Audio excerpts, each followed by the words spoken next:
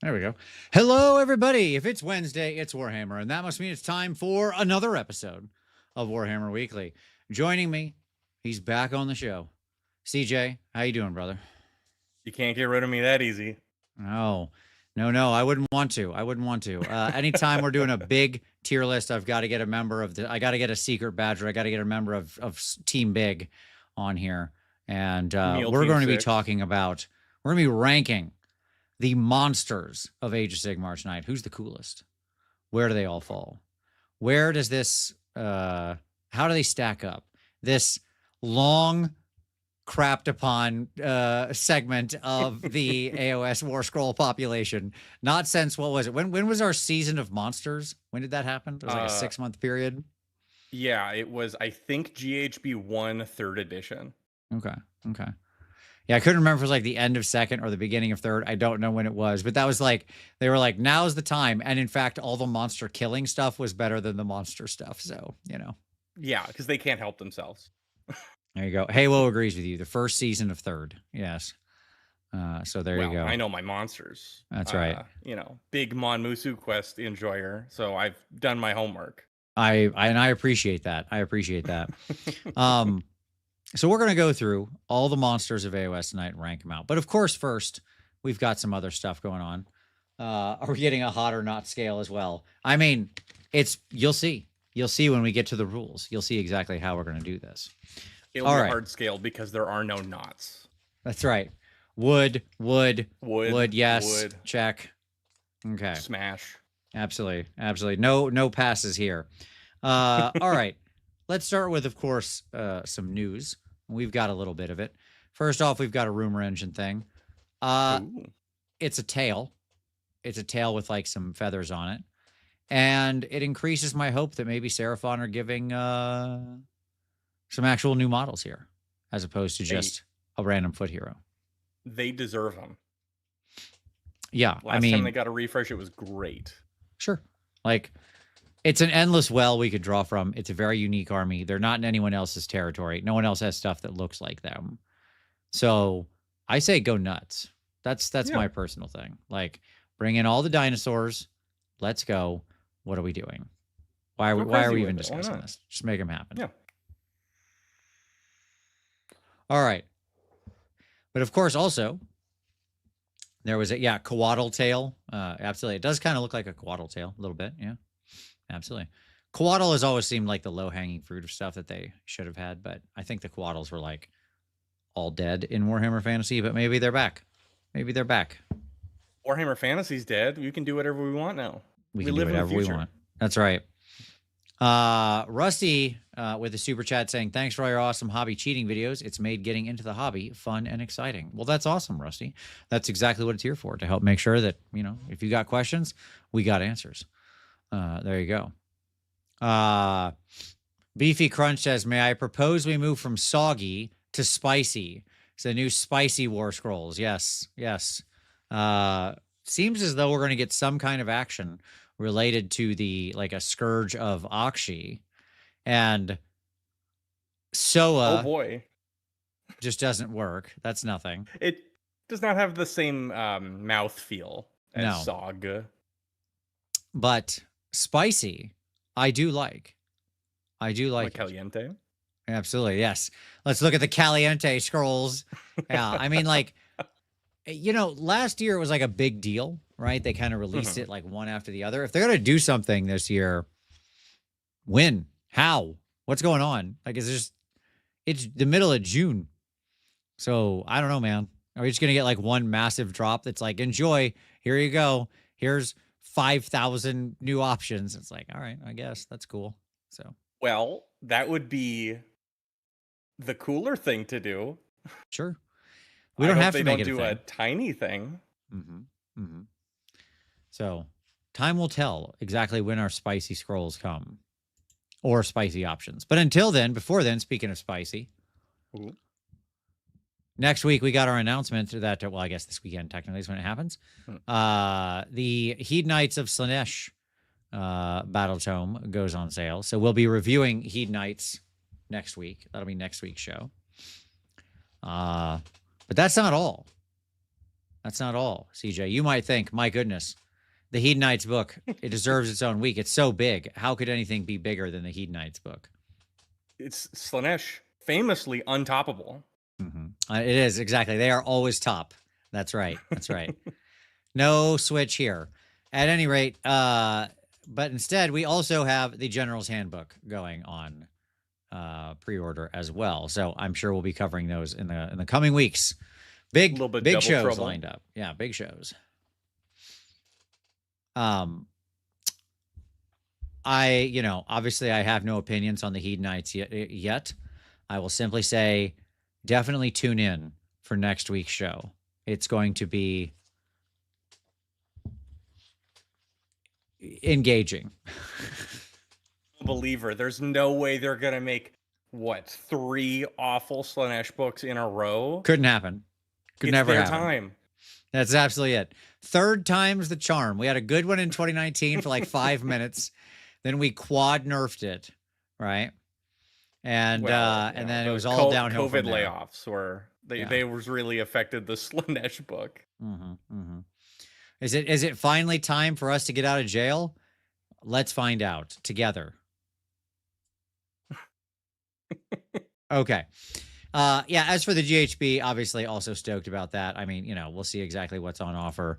GHBs honestly are not as exciting to me because even though they're going to set the basic stage for the next full year of play, they stopped doing interesting things in them. They just feel like it's like the cost of admission to play the game now, right? Yeah. They've gotten less wild with them, that's for sure. Yeah. But we'll see. Maybe they'll turn it around. Maybe we'll get some wild at heart here, Who knows? We are in Akshi, apparently. One of the 3 planes we ever visit out of 8. Not to mention the realms of chaos and everything like that, the 8 points and everything else. There's only 8 plus. What do you expect them to do? They only know how to count to Akshi, Gairan, and Gur. And Gairan is new. That's it. That's what we got. Life, as we all know, the 3 key elements: life, fire, and animals. And animals, yeah. They just learned how to count to 3. Don't push them. They'll get scared. They're like that freaking owl trying to get to the center of a Tootsie Pop over here. They got nothing else. Cygnus says there are 8 realms. Yeah, you wouldn't know it since, of course, Malign Sorcery or whatever, the last book that seemed to care about actually the fact that there were 8 realms, and that was in 2018. If you can believe it, there are 8 plus. They got the all points. They've got Ulghish. That's the demi realm. That's the demi realm. Yeah, where Slanesh is imprisoned. Yes. Yeah, we don't care about those. We only care about animals. That's right. Animals, fire, life. That's it. That's everything you need right there. Triple threat. All right.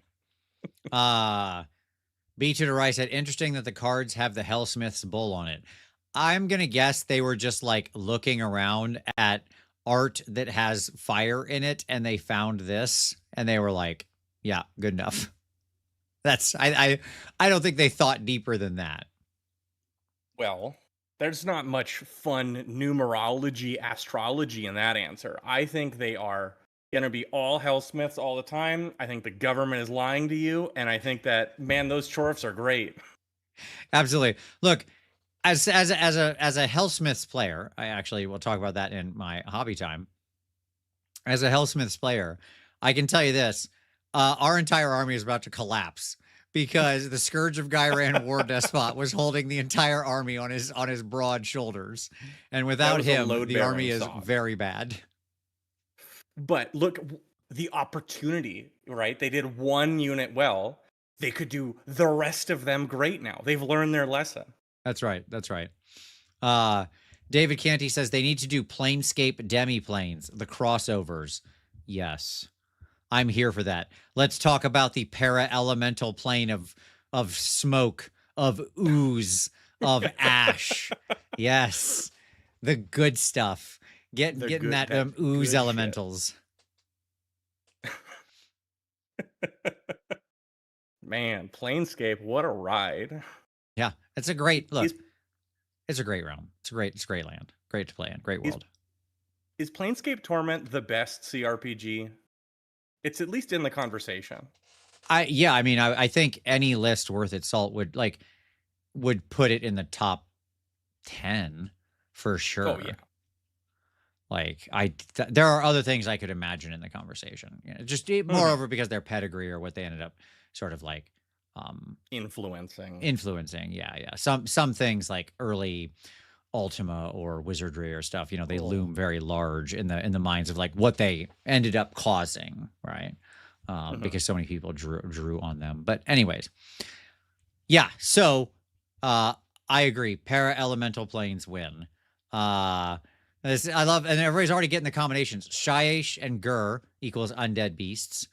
Ulgash is like just shadow and fire. Yep, absolutely.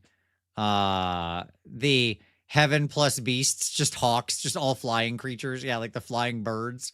This is so easy. This writes itself. I agree. You said hawks. I thought you said hogs for a second, and I was like, all right, that's a special kind of heaven, I suppose. I did say heaven plus beasts. Yes, indeed. All right. But that's even not all. You thought, okay, we've got Slanesh on pre-order. We've got the General's Handbook on pre-order. Surely 2 is enough. Surely 2 is enough. But no, in fact, we've got the standalone Gutter Runners, which can also be built as Night Runners, and Deathmaster Crixus, the Skaven, the new Skaven from the City of Ash box, which is great. Maybe in this General's Handbook, they'll limit the restriction on them now that they're available as standalone kits that you cannot reinforce them for literally no reason. Well, fingers crossed. I mean, it didn't make sense when they did it before, so the funny part to me is, I will say, I don't hate it conceptually, like that is it not being able to be reinforced. I hate it individually since I'm forced to deal with it and like no one else is with my Skaven. Like if they in the new General's Handbook were like, you know what, other than a few very select units that are meant to be like very hoardy, nothing is reinforced anymore. I'd be like, yeah, great, good. Best choice you've made in forever. Like, let's go. Would I be upset at that? No. I actually think that would be a good idea, and it might add some value back to chaff that sometimes gets stripped away as we narrow back into hammer. Basic zombies, clan rats, those kinds of things. Sure, you can reinforce those, of course. Yeah. Of course, right? Maybe some like anvil-y like type things. Some of those might be able to be reinforced. Your steel helms, for example, right? That are like your dudes are meant to be like a bunch of human guys with shields on the line. Sure. I could imagine the units that are allowed to be reinforced, but like cavalry, no, that's straight out. You're rolling in 5 I don't need 3s. 10 Blood Knights. Nope. It's too much. It's too many. So yeah, there you go. At any rate, glad to see these kits coming out on their own. They're a great kit. They really are. The champion, this guy on the middle of the screen here at the bottom, okay? When you open the book, the instructions to build this kit, the first thing it tells you to build, of course, as with most GW kits, is the champion. That's just like where you always start. As it will. Yeah. You will attempt to build this guy and think, well, these aren't worth it. Okay? Because he is such a nightmare to build. Then you will finish him after much frustration and anger, thinking you were in for nothing but a nightmare of pain and suffering. And then you'll assemble the next Gutter Runner, and he goes together in like 3 pieces. And you're like, oh, okay, never mind. This is easy. Like every other kit, every other model in this box is super easy to assemble. That champion is a complete nightmare. It's so wild. So, well, that's how you know it was supposed to be a Warcry box. Yes. The different size bases also give it away. Oh, that genuinely makes me sick to my stomach. Yeah. Gross. Okay. They've needed a horde keyword for forever. A horde keyword is such an easy fix. Sure, absolutely. Yeah. Right. Something like that. Layup. It'd be kind of like in Spearhead, how certain units like regenerate themselves, right? Like when they die, they come back. That's part of the balance mechanism. It'd be the same kind of thing here. All right. Anywho, let's move on. Let's move to some pick of the week. CJ, what would you like to talk about during your pick of the week? What would you like to boost for everybody? Well, you know me, Vince. I like to be very topical. Yes. So I want you to imagine 1992. I'm with you. Bill Clinton just it's a won great the year. election. Sure. Oh, wait. Oh, hold on. Where in 92 are we? I'm sorry. What just happened? We're the latter half of 92. Bill Clinton just won the election. He beat HW. He beat Ross Perot. Yep. Czechoslovakia has just decided to separate into two states, Czech Republic and Slovakia. And a little show you might have heard of, it's called The Simpsons, dropped Mr. Plow. Okay.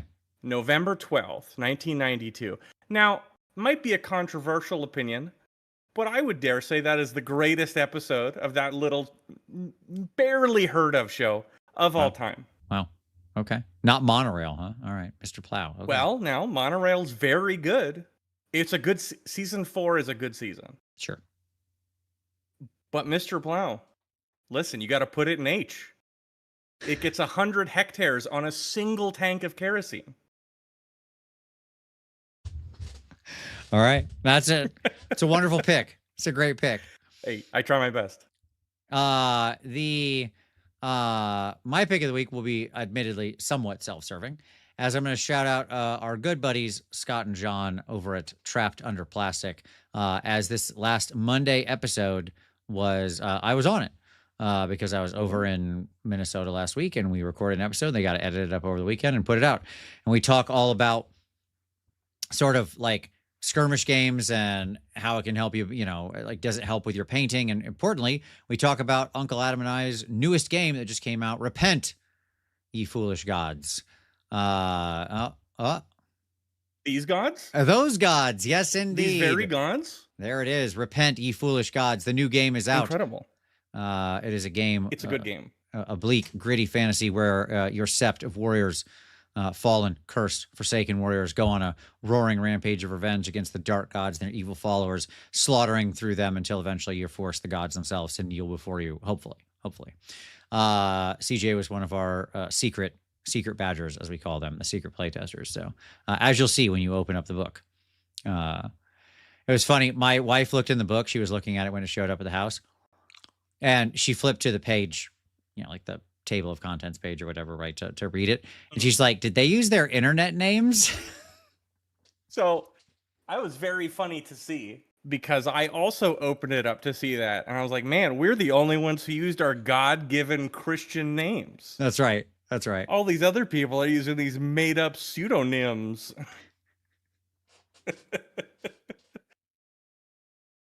Yes, correct, Hades. Not so secret now. No, but so check out The Tup was a great conversation. It's always good to hang out with the boys. And if you want to hear some more stuff about the game, you can just hit the link down below. If you're interested in the game or want to see more, there's a link right down there. Check out our newest game, blah, blah, blah, /snarlingbadger.com/repent. And it has everything there. You can buy the game. You can buy the cards. You can look at the battle report. You can get an example of like the turn sequence and how it works, all that stuff, everything. You can join the Discord about it. The whole thing. The whole shooting match, one easy, simple page. Check it out. All right. So, with that, let's turn to some hobby time. CJ, you been working on anything? What have you been working on? I started painting for the first time this year. All right. Heyo. Hormigaunt. Okay. Little 40K boy. Little 40K. Well, AOS is 4th edition right now. And that has... I've heard of it. That has pushed me to the edge. And so I am getting into Tyranids because, well, and it might be topical for today, I love monsters. Sure. They have a lot of monsters. And there's a good amount of them. And so I'm starting with the little ones, trying to nail a fun little scheme. And it's just fun to put paint on plastic. Isn't it, though? It is a wonderfully unique thing. No, I respect that. I'm not sure. Tyranids, truly, most 40K armies, I actually hate the aesthetic. This is a place where like Halo and I are aligned, where it's just like 40K's aesthetic is so washed compared to AOS. But Yeah. my least favorite is Tyranids. I just find them to be so awful and ugly, like top to bottom. Nothing. They are the fire slayers of 40K to me. You know what? I'm okay with that. You know, if it's a 2 and a 9, it's better than room temperature. Sure, absolutely. That's fine. I'm not begrudging anybody who loves them. Like, by all means, it's not meant to be like I think they're bad generally. I'm saying I hate them personally. No, that's fine. I mean, it's gonna go in the Google Doculator, but you know, that's fine. Absolutely. But no, that's cool. That's good. For me, I finished up my goal here is by the end of the month to finish all the like ancillary stuff that I've got hanging out, if that makes sense. Yeah. Okay. The not detritus, but the leftovers. Yes, correct. I got a bunch of leftovers, right? Vince, since you played the StarCraft game, what do you prefer, Tyranids or Zerg? Well, Zerg probably, but I never played Zerg either. I always thought Zerg were dumb. Like I was a Terran player primary and then Protoss secondary. So there you go. So there you go. But so like, for example, I've got some of my Hellsmith's army left. We're going to finish that out. So this last week I finished up my Anointed Sentinels and my Bull Centaurs. Done. All of that. All I got left now with Hellsmiths is a couple little individual characters. Beautiful. Knock that out. Great to finish. I am now working on my Night Runners. My little Night Runners. Speaking, I mean, topical, I suppose. I had all the Gutter Runners and everything done out of and Deathmaster, Crixit, and all of that for the video, but I had these guys assembled. They're like partially done. Nope, time to finish. So we're gonna finish these little boys out. And then I got all my then the Skaven are done. Then I gotta finish then I've got a little bit of a Trench Crusade warband left. Knock that out and get that done, right? So just like all these appendices, right? We're gonna clean them all up. So there you go. Good to finish them off. It's weight off your mind. That's right. That's right. And then we can turn to the desk will be clear and we can turn to other fun projects, which will be great.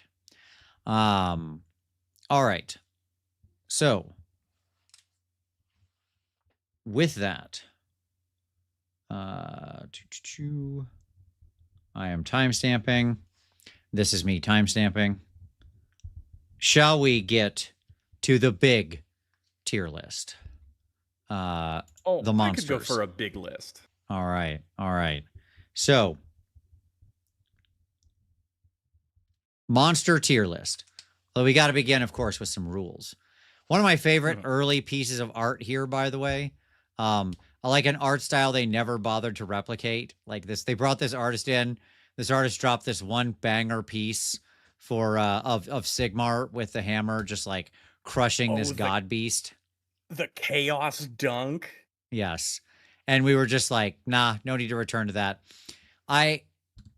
This is such a good piece of art. And I just wish we would get more stuff like this. Like, this is what I want out of the, out of Age of Sigmar. We've brought it down too far. Fantastic. In their desire to make everything like gritty and grounded.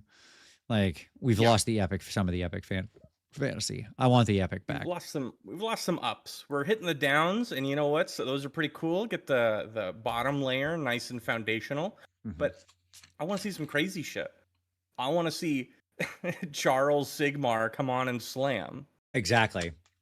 Look at this golden god, right? Just like he is just a man made of gold. And he's just like got this amazing hammer ready to just smash this giant thing's noggin. He's got two biblical halos, one on his head and one on his hammer. Correct. Both saints. Yes. Both saints. Absolutely. Hades says the best monsters are those that we have vanquished. Yes, indeed. Yes, indeed. Thank you for the super chat. Keep those super chats coming. It's very helpful. It's awesome. All right. So let's talk about the rules. The rules. We're going to rate the monsters of Age of Sigmar. Any unique hero monsters do not count. Okay? So no Morathi, no... Correct. No Alariel's big Alariel. deal. Yes, exactly. None of that. Understood. Okay. Just the generic monsters who may or may not have a being on top. That's fine. Like they can have somebody on top as long as who is on top of them is some generic nobody, right? Okay. That's just icing. We're right Correct. in the cake. It's the monster's the main show, right? So no Talia Vedra or anything like that. That is straight out. Okay. If there is a generic version of like a thing where it's like one is named and one is unnamed, that's okay, but we're rating the unnamed one. Okay. Okay. All right. Okay. We're going to rate them on 3 factors, CJ. 3 factors. All right. We don't have to take this in. We're not going to go beat by beat, but in our heads, this is the rules we're using. Okay. Number 1, the rules. How good is the monster to play? Okay. Number 2, the look. How cool is the monster? Always important. Yes. And number 3, the fit. How useful they actually are in their army. All right. Like that is to say, are they actually something you would take in your army? Make sense? So standalone, synergy, and pure aesthetic. That's right. Rock on. Okay. Yeah, exactly. No Kragnos. He's straight out. I had to write this entire no unique hero monsters just so we didn't have to talk about Kragnos. There it is. All right. Well, now we're talking about Kragnos. Gosh darn it. Stupid centaur. Okay. Now, let us look at our tiers. We've got the standard terror alert system or whatever, for our color coding here. All right. So at the top, we've got legendary monsters. These are great. Absolute legends should be, just the peak, the pinnacle. Then we've got quality. Cream of the crop. Yes. They're quality. They're good. We actually went to 5 tiers this time because I knew there'd be too many in the middle. Then we've just got fine, completely average, fine. They're fine. There's nothing to say about them. They're fine. Then we have bad, okay? Like, yes, these are bad. They're bad for many reasons, but they're not as bad as garbage. The garbage tier is where we put the garbage. We need to take this out. They should be gotten rid of. They are garbage. It is a garbage can. Exactly. All right. I have many monsters. We have a lot to go through here, my man. Okay, so we're just going to grab monsters and we're going to start rating them, start tiering them out. You ready? Sounds good to me. I'm ready. This is an audience participation event. So chat, make it happen. Let's see it. If you want me to really vote yours up, I'm not above being bribed by a super chat. I'll tell you that right now. Okay, so here we go. Okay. Let us begin with this goofball. Here he is. It's the Slaughter Brute. It's Mr. High Five himself from the Slaves to Darkness army. He's got his hand up in the air. He's got his hand up in the air like he just don't care. He's got 2 tinier arms. Pass the rock. Yes. So, okay. Let's say rules wise, obviously, he's terrible. Aesthetics, terrible. And fit in the army, generally terrible. The fit in the army is so bad that it makes you question, why is it in STD and not corn? Right. Every time. Did they put it in the wrong book 4 times in a row? The answer is yes. It is so funny to me that this kit continues to it has to continue to exist in its own army because the kit also makes the Vortex Beast, which is like a Tzeentch thing, and they don't want to have a kit that's like for both armies, right? That has to be what it is. That has to be it. I think that's weird, but GW seems to have a lot of weird rules, like seemingly, hey, we can't have a model that you could sell for 2 games to double the sales. Yes. Why would you want to do that? It's like they're anti-synergy, correct? Synergy, terrible. I see some fine. I see some garbage. If multiple people engage in bribery tactics, we can get him to legend, guys. Yeah, you could. I am not above that. Look, here's my take on this, dude.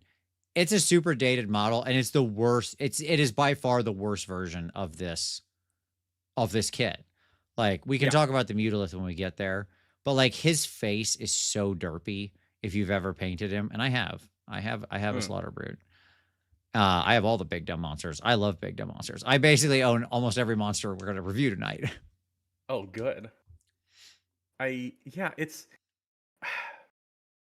just kind of plain. Like it's bad, it's old, it's not interesting, but it's not even like good enough to be repulsive. It's just like, oh, hey, it's a big red monster in the red monster faction. Sure. Oh, it likes blood and it's red. All right. Did you have a second idea, or did we really just vomit out the elevator pitch? No, we made him 20 some years ago and called it a day. So is that a vote for bad? Is that where he's going? Yeah, I think I want to put him in bad for now. Okay. And then if there's some real stinkers, maybe he hits bottom of fine, but it's not good, but right. it's boring. Fair enough. Bad it is. All right. Next up. By the way, when there are multiple versions of the monster, but they're like irrelevantly different, I'm just pulling one version. We're not going to talk about like the four. You'll see why I'm saying this when I say our next monster is the Arachnarok, who can obviously be like built in different ways, right? So he could be built, you know, with some goblins on the back or a shooty thing on the back, or alone, just standing alone, or, you know, whatever, right? With a shaman or all these kind of stuff. Fluffy says it's 3:30 a.m., but I finally caught the show live for the first time. You have changed my hobbying for the better for many years now. Hey, that's awesome, Fluffy. We're glad to have you both here, and I'm glad to help. Hey, you're welcome. I'm glad to help. CJ's here for you. Yeah, all right, I'm here for you. What's your take on this guy?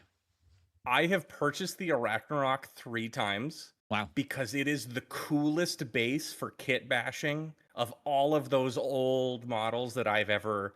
I put a War Shrine on it. I put the top half of Marathi on it. I forget what I did with the third one, but I think Big Spider is not brave. It's not changing lives, but it's a cool concept. And it's, you know, the goblins look stupid because they're old, and the wood panels look not great. But the plain spider, I think it's aesthetic-wise fine. Okay.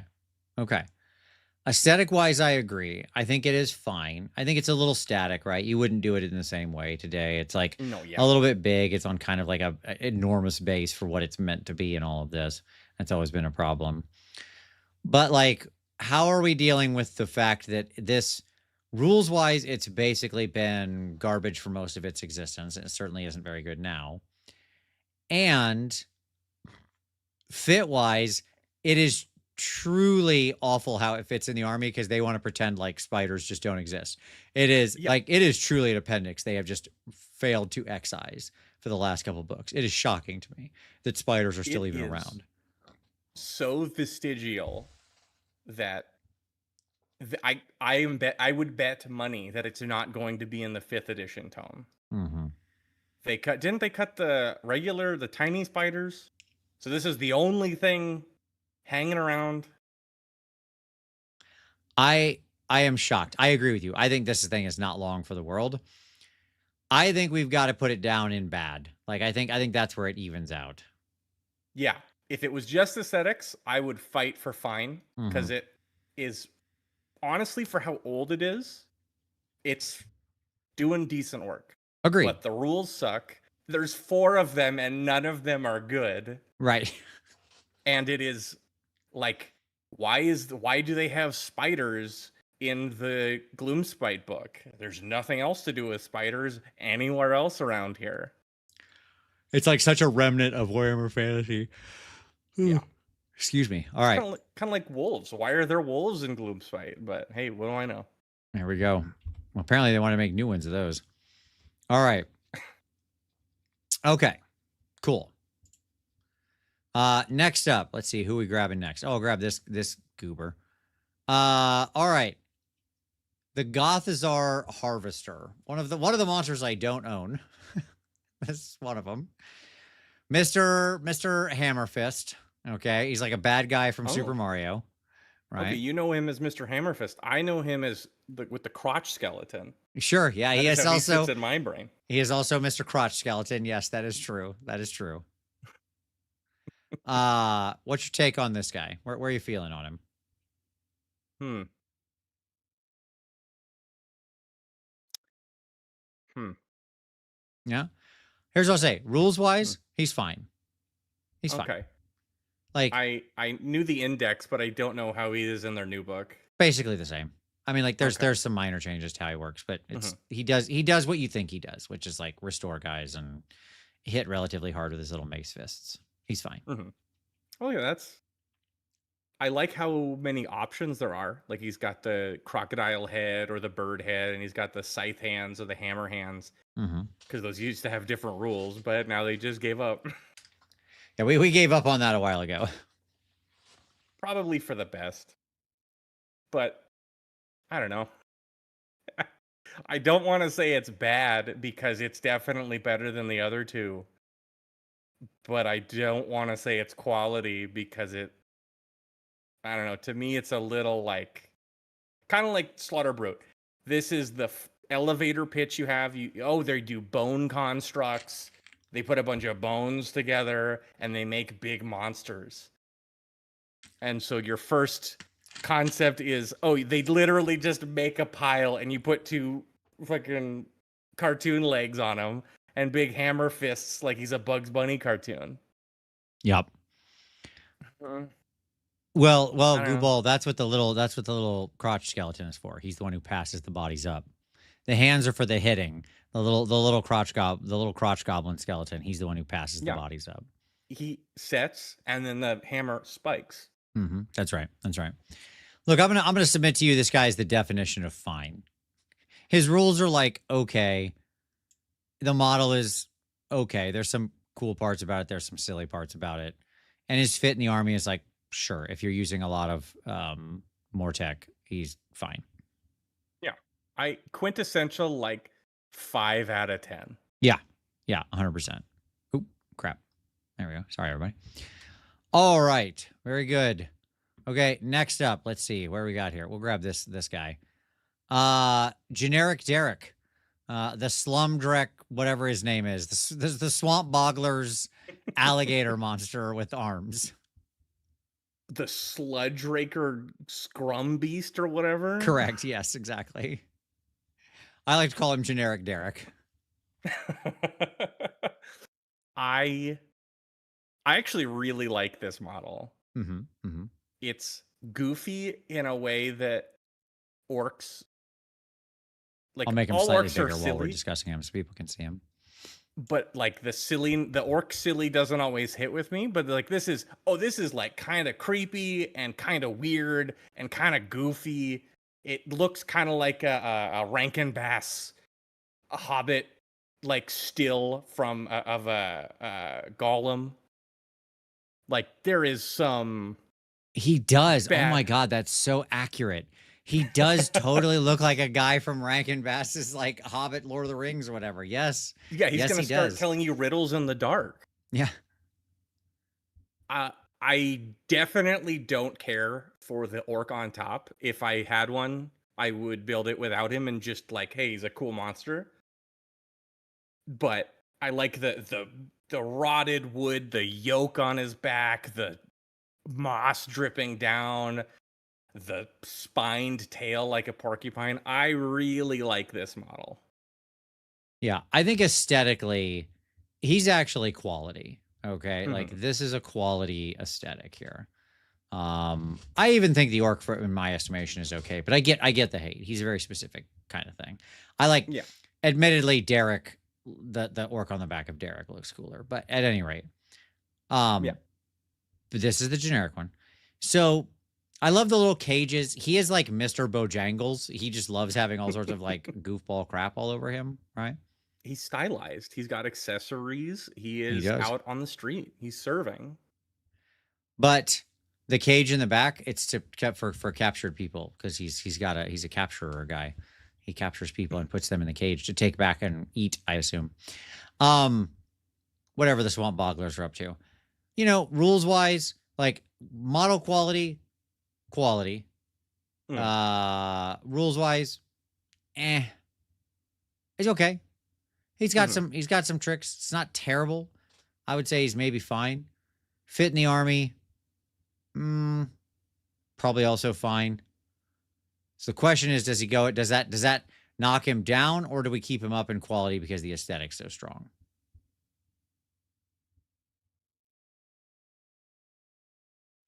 I am gonna fight and say bottom of quality for now. And if at the end it shakes out, I would be okay with top of fine. But I think bottom of quality is how strong his aesthetic is. I'm with it. Let's do it. Okay. Next up, let's see who's next. I'll just grab this thing. What's this thing? Oh, here we go. Okay, sure. I was grabbing from my pile. The Stegodon. Speaking of Seraphon monsters, the Stegodon, Mr. Triceratops here. Obviously, again, there are a couple different ways to build this thing. It could have like the engine of the gods in the back or whatever. I don't care. The point is just we're rating the monster. A couple of the whatever weirdos they stick on the back of it is whatever to me. This thing's been around for a long time. Like, obviously, this is a newer model. Well, I shouldn't say that. The model itself is still like 13 years old, but or 14, 16. God, I don't know. Time is a flat circle. It's oldish. But I mean, the concept of the Stegodon with the skanks in the back has been around since, 4th edition Warhammer Fantasy, 3rd edition, whenever, right? Right. Okay. So aesthetically, it's a freaking Triceratops, and like that rules. I mean, ever since we saw the little stop motion animation of the T-Rex fighting the Triceratops, you know what I'm talking about? I can see it in my mind. I don't know where I saw it last, but I can see it. Clear exactly. as day. So we got that. Rules wise, currently kind of trash, but that's not fair. The entire army's kind of bad right now, so I don't know that that's a strike against him. Like he's fine enough amidst the generally bad rules this army has right now. And fit wise, he fits great in the army. Like both from the overall perspective and like what he's doing. It's a good fit. So I'd say quality on fit. It's a dinosaur aesthetic. It's one of the older models that's probably held up some of the best. But I don't know. My brain once again is sticking him somewhere between quality and fine. Yeah, I think between quality and fine is the place for him. I think if his rules are good and his synergy's good, even the sort of plain he's just a dinosaur, but dinosaurs are badass. So I would put him just below even the Sludge Raker beast. Okay. Minis Maps Mayhem said big with a super chat saying big ups for Engine of the Gods. Well, as I promised, I am easy to purchase off, so that means we stay in quality for the Stegodon. Congratulations. There you go. All right. Listen, you're either a dinosaurs kid or a Land of the Lost kid. Okay. I mean, I did love dinosaurs, and I agree. Somebody said Triceratops is like a top 5 dinosaur. Yeah, that's just true. That is just true. It's like this is a unicorn in real life. That's incredible. Absolutely. All right. Next up, they are technically a monster. By the way, I know like the Gothazar Harvester became a war machine in his most recent incarnation, but he's been a monster his whole life. I wanted something from OBR. That's why he's here. So deal with monster is a je ne sais quoi. It is not a keyword. Yeah, I tried not to pull war machines where possible, but whatever. Okay. I wanted like OBR to have some representation. Stormdrake Guard. Our little the double, we got 2 monsters here for the price of 1. Right? Because it's two flying dragon boys is your thing. Are they good enough that like 9 of them is your whole army or whatever the hell it's broken down to at various points in time? The answer is often and sometimes been yes. When you could just sling these idiots all the way across the board. Oh, it was great times when they first came out and they were broken sideways. I remember that. They're moving around, shooting multiple times around. Oh, crazy stuff. Right now, their rules, fine. Aesthetically, I would say they're pretty freaking cool. I Yeah. just hate that they're always like, one is wings down, one is wings up. Like one is this flap and one is this flap. That's the two. Those are your only two options. It's the Yes. lights are on or the lights are off. Yes. Yes. y- I hate the poses because I hate the flight stand. Sure. If they did them again, and maybe if there was like if it was just a hero, it would be perched on a crumbling ruin or something and be a little better. But it's just a dragon, and dragons are cool. So even the most plain Jane interpretation of a dragon is still pretty good. And Yeah. it's got a knight on top with a lance, Which is also cool. Arthurian. Absolutely. Greg Molko with his super chat saying all the wyverns of Pern dragons are always legendary. I mean, I think Greg's right with you. Like dragons always cool, right? Yeah. It takes a lot of work to make a lame dragon, and we might see one later now that I'm remembering. So what are we saying here? Top of quality, probably, at least, right? At least, yeah. I mean, like the aesthetic is solid, and their rules have been plus or minus incredible throughout their lifetime. And they fit really well in the army, right? Like it does Yeah. something useful. It's often a mobile piece for your otherwise like foot sloggers who are kind of roaming around. These guys, you know, there you go. Yeah, they have a Beefy good Crunch slot. says models rule, the flight stand sucks. Yes. But I mean, you can just build them. None of mine are on their flight stands. All like I have a bunch of these guys, and mine are all on terrain and crap like that, of course. You just have to flex your brain. Yes. Imagine the apple in your head. Think about it. Rotate it. Yes. Look, David Canty says the Dragons of Autumn Twilight. Yeah, absolutely. Look, I mean, the Dragons trilogy, of course, obviously, amazing. All right. Let's see. Let's make. I saw earlier there was a 9-year-old watching who wanted to know about how we were gonna. That said, if we don't rate these guys as legendary, we would get in trouble. So this is your big giant, squig balls, of course, from Gloomspite, right? So our next Gloomspite monster. Okay. Ooh, the meatballs. The meatballs. That's right. So okay. We've got now. This is obviously I pulled this version, but again, you got two different sort of versions of these. You can have the thing or the thing with the hero on it. Doesn't actually matter. Both of them basically the same. It's goblins holding on to giant squig. Pure chaos. Yes. All right. I want to hear Werner Herzog talk about the madness and the death that these are representing. These are the jungle, and it's chaos. These two squigs, they represent the chaos and the tumult, tied together like we are to life by these chains that constantly pull us down. We rage against ourselves, gnashing, screaming against the very essence of our own life, only to eventually be torn apart and consumed by that raging storm which is inside us, as this model represents. All right. So, thank you. That's Oscar-worthy. Yeah, I mean, aesthetically, this is a top. I agree with Haywo, who said this is like a top 3 sculpt as far as like monsters go. Yeah, it is like on its own, it's a fantastic sculpt, but it's also like this is the type of model you would define an army on. Like, oh, the rest like this, you'll see this in a store. Oh, I hope the rest of it is this cool. Like this could sell someone on an army as long as they weren't all old and stupid looking. Yes. Aesthetics, legend. Fit, also legend. I'm gonna say, okay. Like this is such a great addition to your army. It fits in. It does something you want it to do theoretically, right? Like both from an aesthetic perspective and from a like army silhouette perspective. The fit is top notch. Rules right now, fine, but they have been good in the past. So we sort of, average out their rules over time. They come up. Yes, right now they're utter garbage, but hey, maybe they'll get a spicy scroll. Absolutely. I mean, this thing has to go in legend, right? Has to. Yeah, I'm not gonna say no to that Make-A-Wish kid. Put in Legend. There you go. Absolutely. All right. Boom. There it is. All right, let's talk about a new entrant. I've got it sitting over here.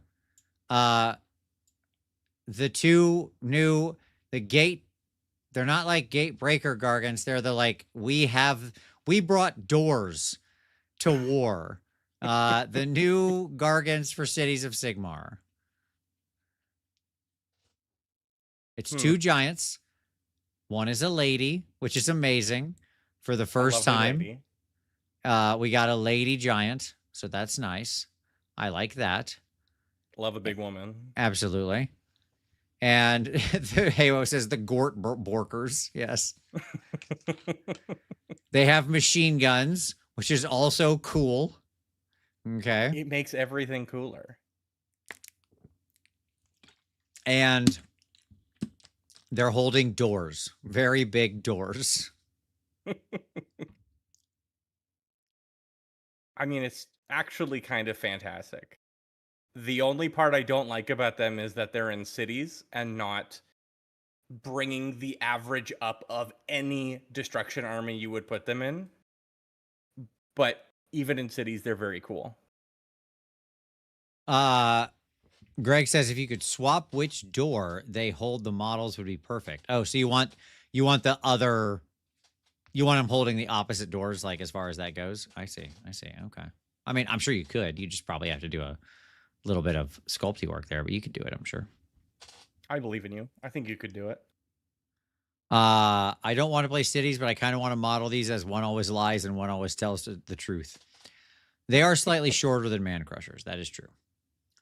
I mean, they themselves, not the model itself is taller than a Man Crusher by far, but that's because it's got like a stick and a guy and a parapet and a flag and all sorts of crazy crap on top. They got a big, tall pinwheel hat, and that doesn't count. Yes. Okay, look. I think aesthetically, they're fine. They're fun. Like, look, they're way better than most of the giants we have. That's simply true. Okay. Yeah. But that's a low bar. You can walk at a normal pace and clear that bar. It is not a very it is like the floor. That's where the giants are. Yes. Spoilers for what's coming up later. Right?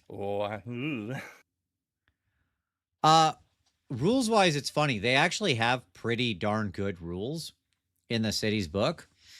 But fit-wise, they're terrible how they fit and work in the army.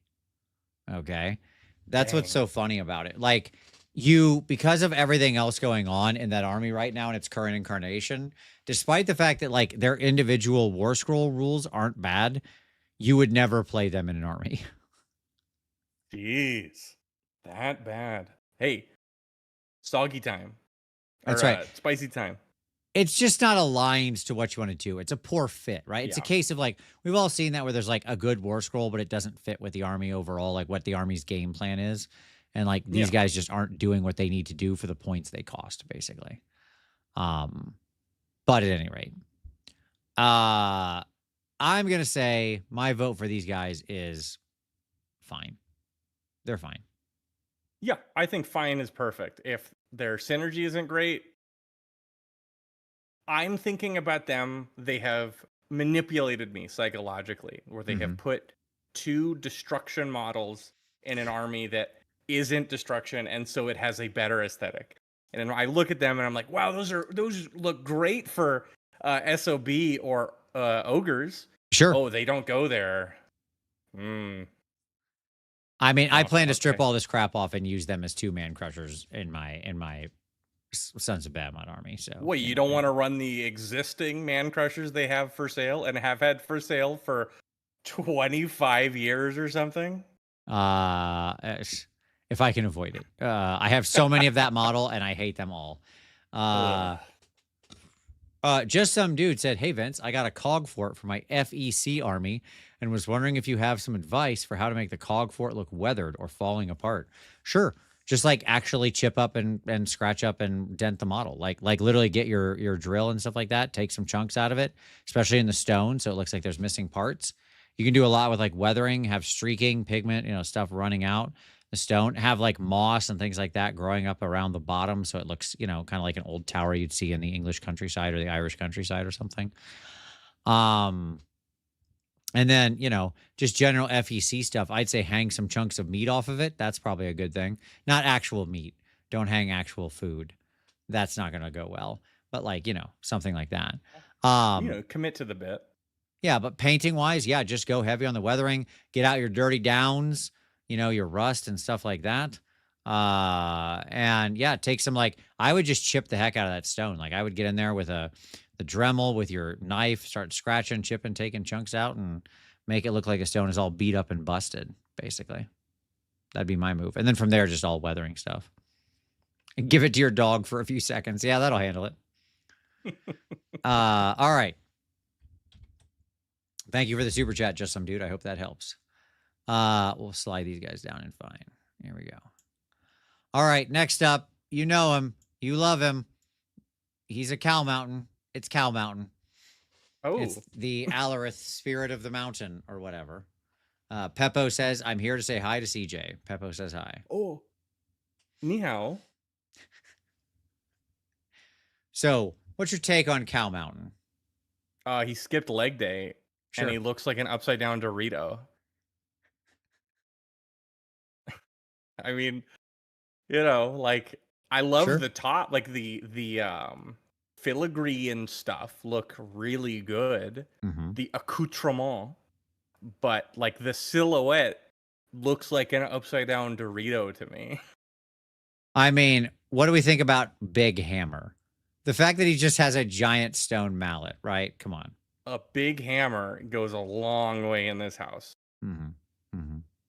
No, I think there's parts that are really great, and I think there are parts that I would like to be different, but it's not for me. I don't play the army.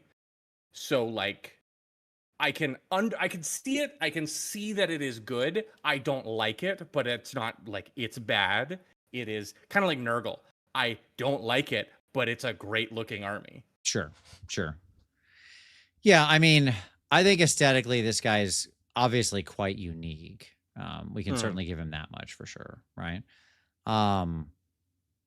It does have an absolute presence on the battlefield. The skinny legs are very funny and probably one of the weirdest aesthetic choices that they made. And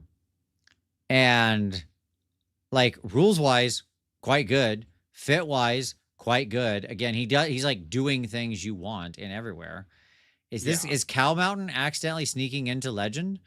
I think he might have to. I mean, giant 5 damage hammer or whatever. I mean, that's pretty great. Big hammer. It is a big hammer. Yeah, kind of in the same way as the Mangler Squigs too. You see something like that, and you look at the rest of the book. Yeah, that is a model that could sell an army. Yeah, totally. All right, we're gonna sneak him up into Legend. We'll put him at the bottom, but I think he's in there. There we go. All right. Okay. Very good. Next up, who is this? Oh, it's another Seraphon guy. I'm just grabbing random things. I don't know what it is. All right. This one is the Bastillodon. He could be full of snakes, or he could have a freaking laser beam on his head. What will you pick? So, giant armored Bastillodon. He's got little plates.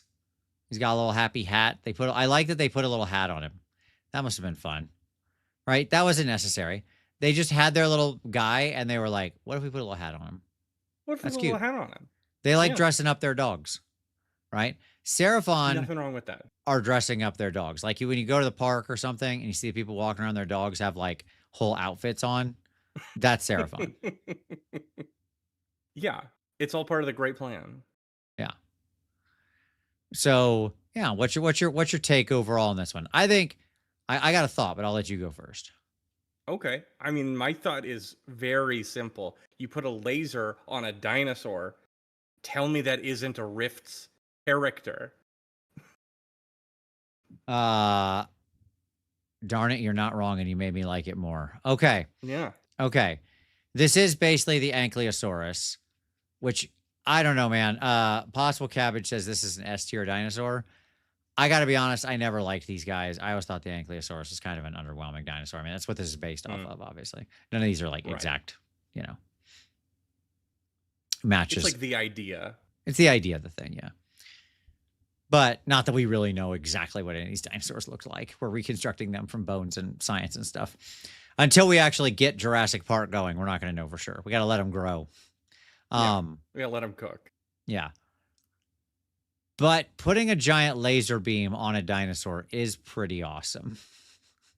It's okay. You could put a laser beam on the ground, or you could put it on a tank or a boat, or you could put it on a dinosaur.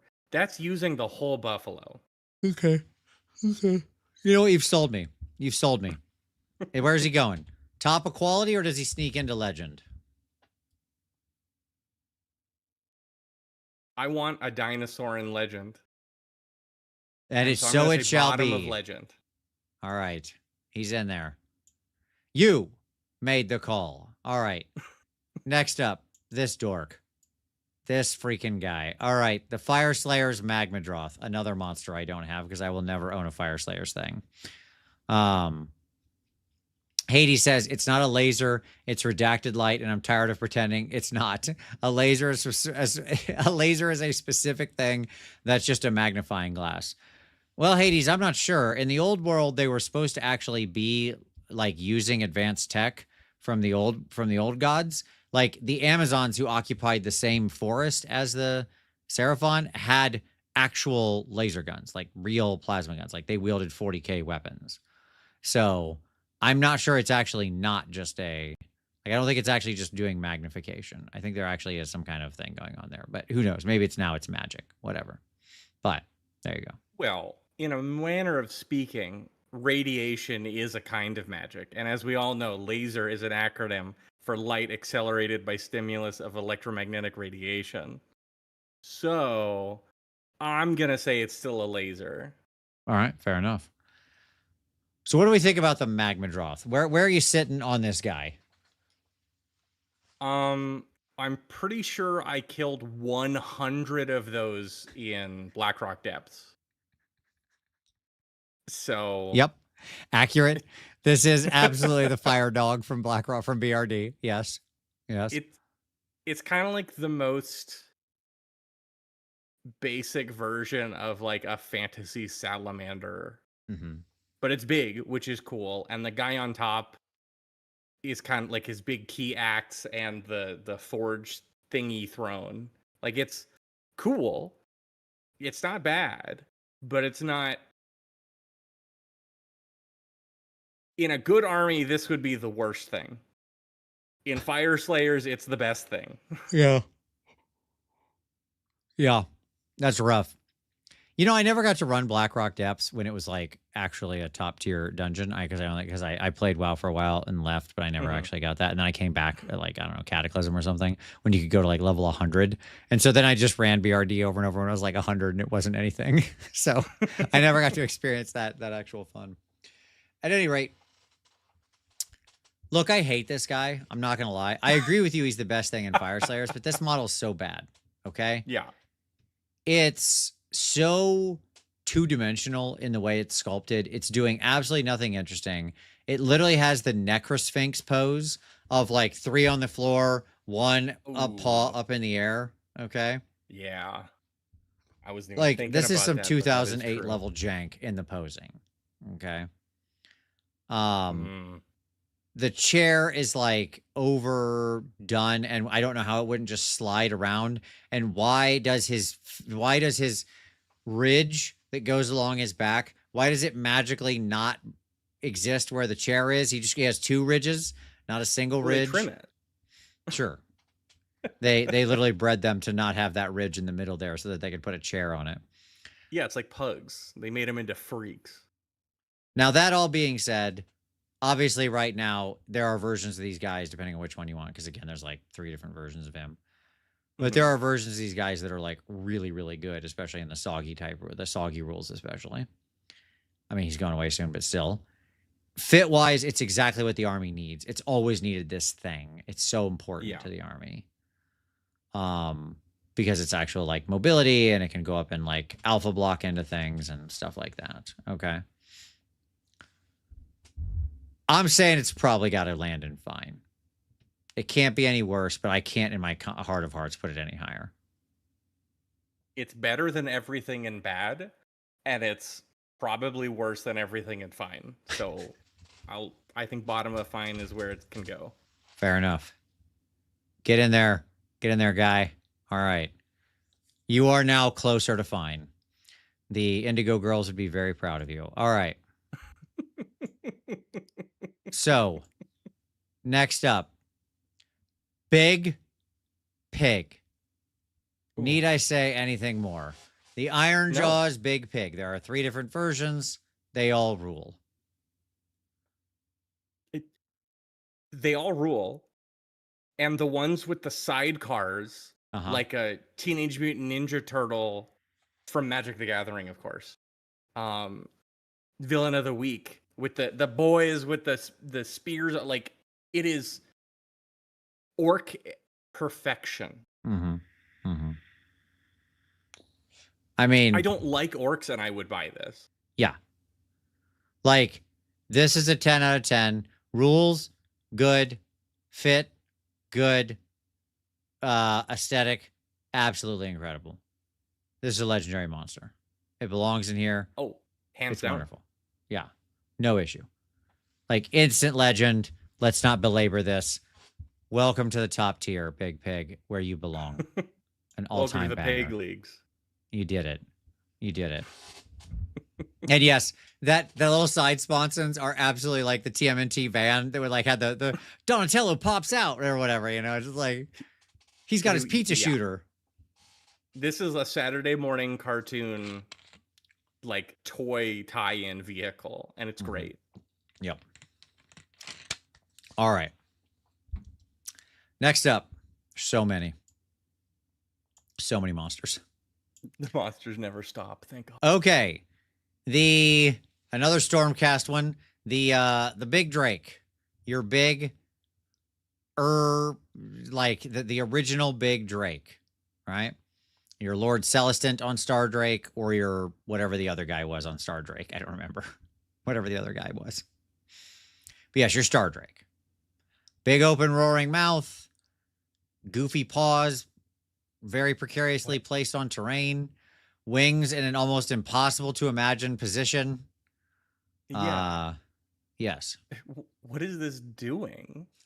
Like, it is in the middle of 4 different actions. Yes. The model that defies you to find a golden angle to take a picture of this thing from. I dare you to find a picture, an angle where this doesn't look completely insane.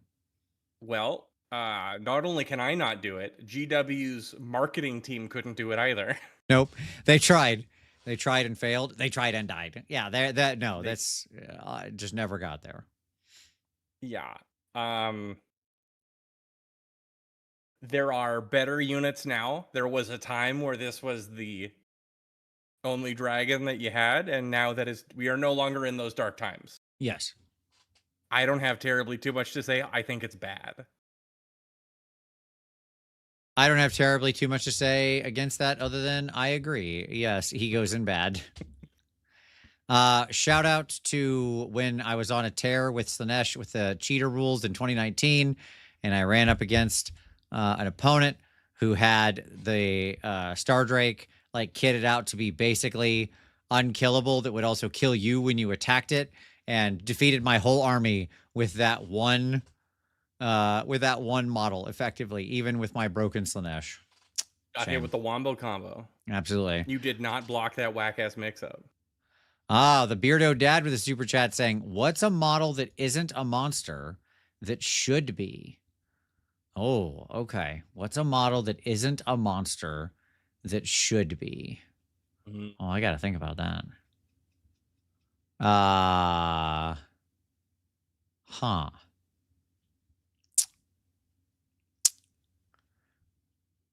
I mean, that's rough.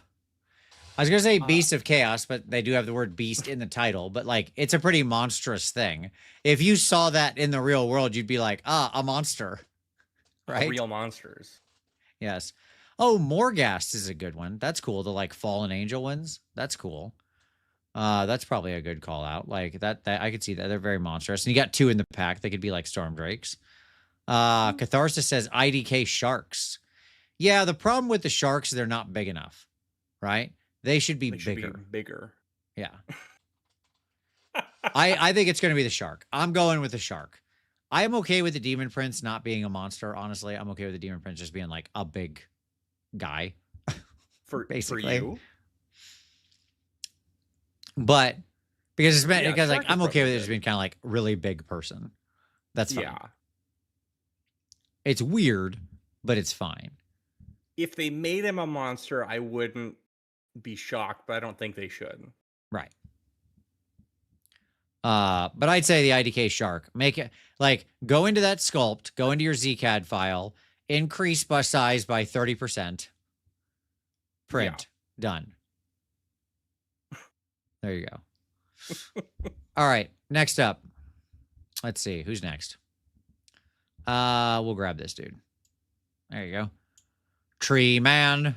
Dun dun dun dun dun dun dun. Tree Man. So yeah, this is the Sylvaneth tree people. So Tree Lord / Spirit of Derpthu / the caster one. Okay. I mean, what's to say here? Okay. Aesthetically, yeah, not bad. Big sword's pretty cool on Derpthu. Big giant claw is neat. The one with like who is performing like a hentai attack on you with vines is pretty scary, obviously. That's frightening. They look cool. They're very easy to paint, which is nice. Rules wise right now, they're okay. They're okay. They're not bad. You could do like a tree heavy army, and that can be pretty fun. They got some heat. And it's not great, but it's not terrible. And fit wise, obviously they're incredible, right? Obviously in the tree people army, the giant tree and Trent creature, or tree ent, whatever you want to say, is great. The biggest tree is the most tree-like.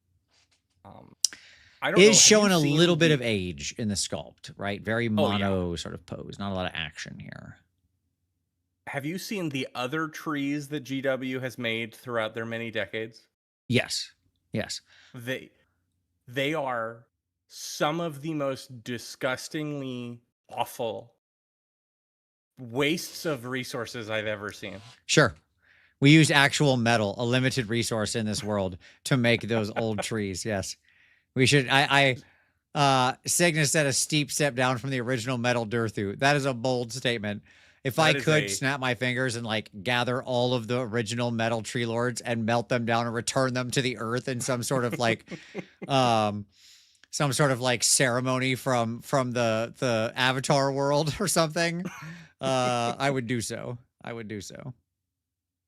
Yeah, this gets a lot of points from me because the other ones are so much worse. Like this has traveled all the paths of Dante, is gone through purgatory, it has gone through hell itself, and it has ended up in an okay place. Yeah. So where are we putting him? Is he quality? Is he fine? Where are you feeling? If it was just aesthetics, it'd be fine. But it's got good rules, and it's pretty consistently been like, oh, you probably want to run one of these at least. Okay. So I would argue bottom of quality. Okay. Fully open to moving him to top of fine later on if needed. I'm with that. My wife is in the chat and says, can someone please help me convince Vince that we need to go to Boston this weekend so I can drink with the Scots? Well, sweetheart, you're welcome to go. I would tell you, take the trip. It's fine. Book it in. That's no problem. If you want to, as someone who doesn't drink and has it for 25 years, that's probably not the most exciting weekend for me. But if you want to get in touch with your heritage and be absolutely put on the floor, probably get drunk under the table by some hardcore Scottish soccer hooligans. I would encourage you to go have a good time. There's I'm some not going rowdy to rough stop you. boys. I'm sure you'd have a great time. Boston is a very fun but oftentimes annoying city, but it is quite beautiful. All right. Very good. Oh, we've got so many fun choices here. Okay, let's grab another not monster, technically a war machine, but obviously a monster. This is, I think, the other one that's breaking the rules on the list, but that's fine. Which is the generic Taurus bull from Hellsmiths of Hashut. That's not a monster? It is not. It's a war machine. Because it's not a real thing. It's not actually alive. It's just a machine. It's an infernal machine. That's all metal in there. He's got gears and cogs and stuff in him. It's an inanimate structure that is being animated by a spirit. So I would argue that it is as much of a monster as the mountain cow. Of course. I don't know. It looks like Mount Rushmore. Like it's given me kind of that, like, it was built by hand by someone who shouldn't have built anything. Here's my take on this guy. The aesthetics of this thing are what people thought the future looked like in 1994. This will be Mario in 2013. Yeah, exactly. Like, this is the hard angles everywhere, right? Like, that's what this is. This is that. You know what? The heart, you're selling me on it. I've never liked this thing since they announced it. But with that frame of mind, there's something vaguely Art Deco about the hard angles. It is a little bit. I can buy that. Okay. I like it more now. I don't like the chorf on top. But but the actual bull thing, you have sold me on it unintentionally. Okay. So Art Deco bull with this guy on top. Now, rules wise, this is the worst model in the army.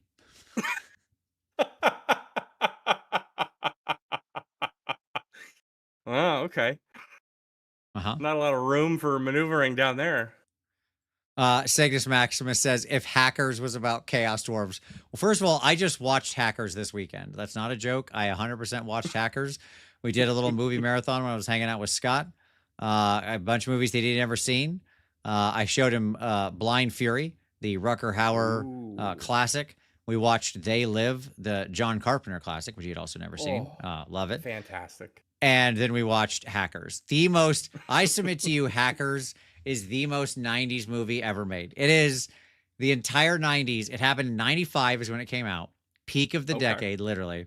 It's the entire 90s compressed into one movie. The hope around computers and the way they worked and the aesthetic and how everybody's dressed and like the way the world operates. It was just like, it's so 1990s.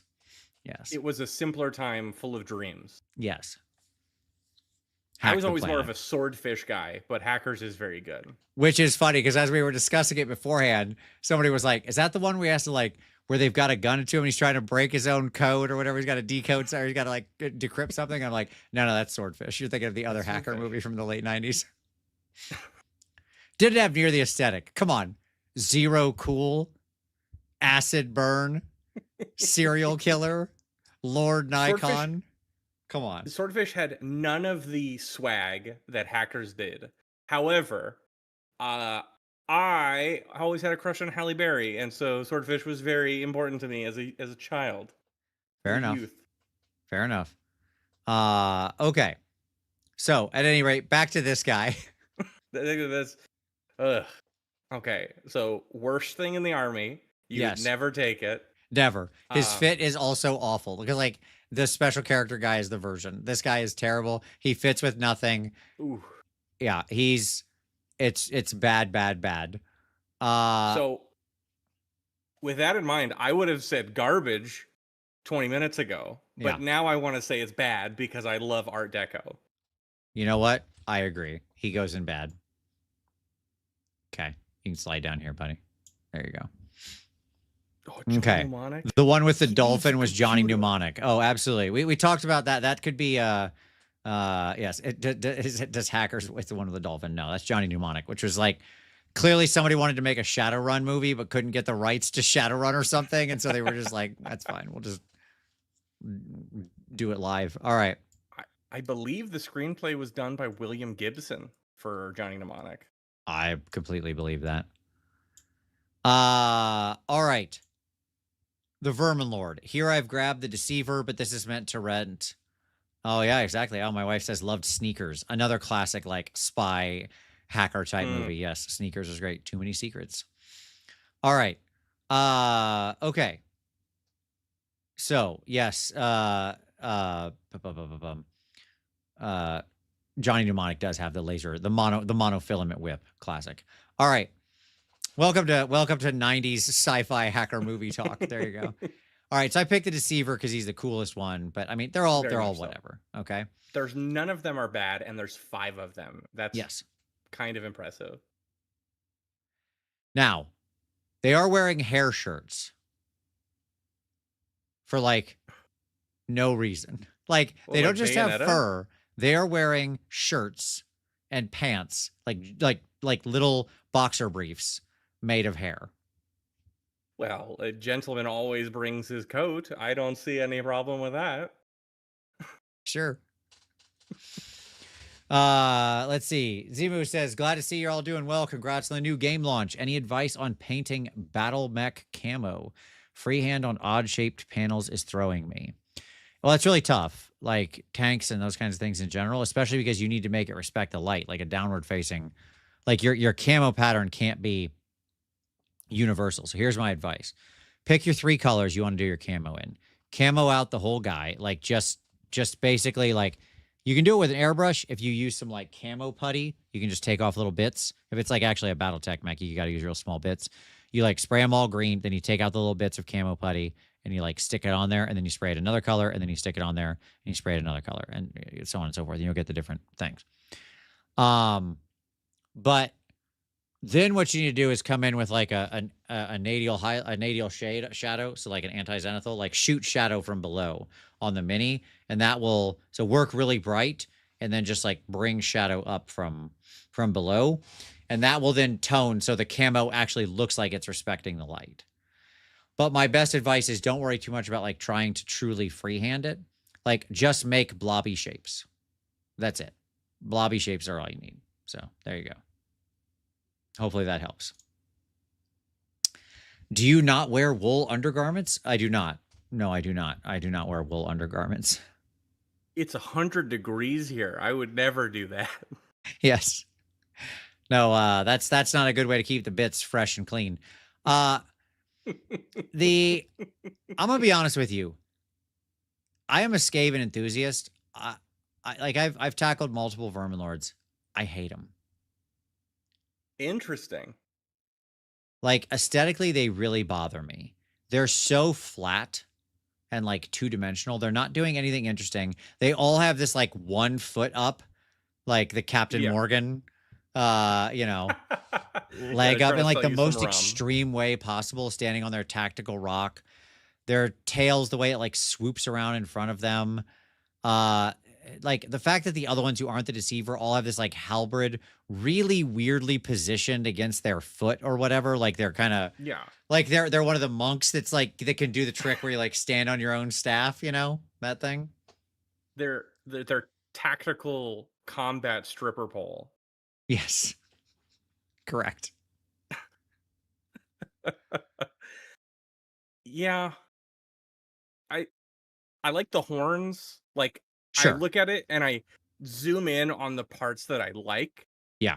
And I think that I'm being tricked into thinking that it's better than it is. But yeah, it's very flat. It's it's an end times model. Yep. It was the style at the time. As was the style at the time. Yeah, like you look at Vizek by comparison, and it's just like, oh, okay, well, Jesus. Yeah. Right. Oh, he's so good. These are not him. No. Jesse got dolphins into heaven. Repent, ye foolish gods, came in. He got his book. That's awesome. Oh, same. Yes, there it is. Yeah, exactly.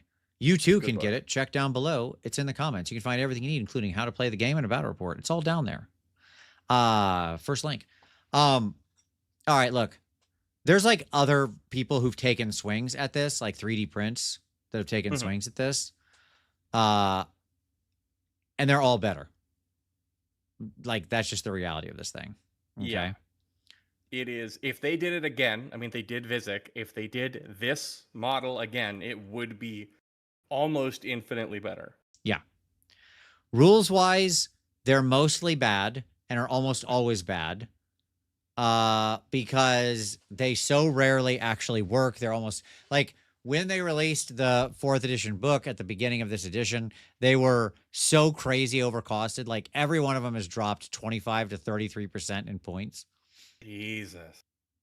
Like that's a lot when your initial points were like 420 and now it's like 310, right? Like that's a significant drop. And they're always on the struggle bus. There's usually like 1 or 2 out of the 5 that you can like, okay, you can include them. They can do stuff. And that's how it is now. Yeah. They're good enough to take if you want to, but I don't know. Have they ever been like, these are the linchpin of the army? No. And that's just it. Like fit wise, they're often actually working against you because like you can't 3 claw steps ahead with them. So you can't use your like most important army special rule. They've often been like, there's often weird restrictions they get into. Like they can't retreat without taking damage.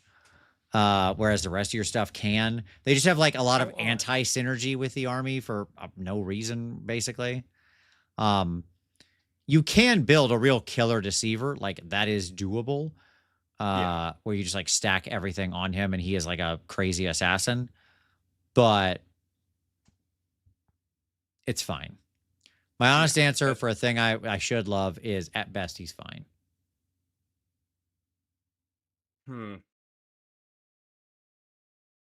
I'm going to be controversial and I'm going to say he's bad. Okay. Okay. You know what? I'm not going to fight you on it. Bad. If at best it's fine, like, I don't know. There's 5 of them and none of them are good. That's well, like, yeah, the best one is like, okay. Yeah, that's not a great average. Sure. All right, let's keep rocking. We got so many more. So many monsters. Oh, my God. All right. Vulture guy. The killer boss on Vulture. Not the named guy, because that guy doesn't count. This is the actual like melee like dude on the Vulture from the Swamp Bogglers. What are you feeling? How do you like the Vulture aesthetically? I really like the pose. Like it, I don't know. I can see this movie happening where it has just landed and it is hunched over some towering protagonist on this decrepit branch. I like looking at it. The guy on top, I don't know. I think the generic one should have been a wizard too, but that's because swamp wizards are a cool aesthetic, and guy with spear on big thing is something that they have a dime a dozen. Yeah. But the bird is cool. So agreed. Like the bird is so cool, right? Aesthetically, I think the bird rules. By the way, Jesse got Dolphins Devon. So the new Slanesh box set and new Combat Patrol worthwhile if I already have the old Combat Patrol Painbringers and a box of Heat Knights. Hard to say. Come back to me next week, Jesse, when we do the book review, because I need to look at the rules and stuff, and then I'll tell you whether or not I think it's actually worth it to purchase. My general feeling is the big box, the one with all the mortals in it, is probably a good investment because it gives you like everything you would want for the mortal stuff, honestly. Mm-hmm. So I think that's going to be a go-to. I'm just not sure about the spearhead one. Okay. Back to this, dude. I think this is like an all-timer for Cruel Boys. I don't mind the warrior on top. Like a warrior on a giant monster, I think is cool, even if it's like absolutely stupid, because how's this guy fighting? Right? There's nothing bad about him. I wish it was a wizard, but I have really nothing to complain about besides like, okay, there've been a couple of those. I wish the guy was more out there because the bird is kind of out there, and that's great. But Aesthetically, I think it's fantastic. Now, rules and fit, let's be honest with ourselves here, is at best average. Okay. Yeah. But the aesthetics on this dude are so strong. I don't know. I think he's got to go in quality. I really do. Oh I yeah, think he's just, hands down. yeah. There we go. All right. You can get up there. Okay. What's this guy? Ah, another Skaven friend. The Brood Terror. One of our newest monster entries. He's got a little guy sewn into him. And he's got like a bunch of different flesh. He's got a gun arm. You got to love a gun arm. He's got knife arms and gun arms. That's great. That's cool. Hey kids, it's a nightmare. So Hey, yeah, I like mean, freaks. This guy's certainly a bit Marmite aesthetically. Yeah. And so like, yeah, we mentioned that McStumbles. Yeah. He's a bit of a nightmare aesthetically. I will say I quite like him. Having actually painted this guy up, I found him to be incredibly pleasurable to paint up. You have to like cut off the lower part of his sewed on guy's arm because he has like an extra dangly bit that doesn't make any sense. But if you cut that little part off, he's much better. There's like one little piece you got to remove. I kind of wish he was bigger. Yeah, like he's not huge. More dynamic. Like I want him to be something he's not, and that might be detracting in my mind.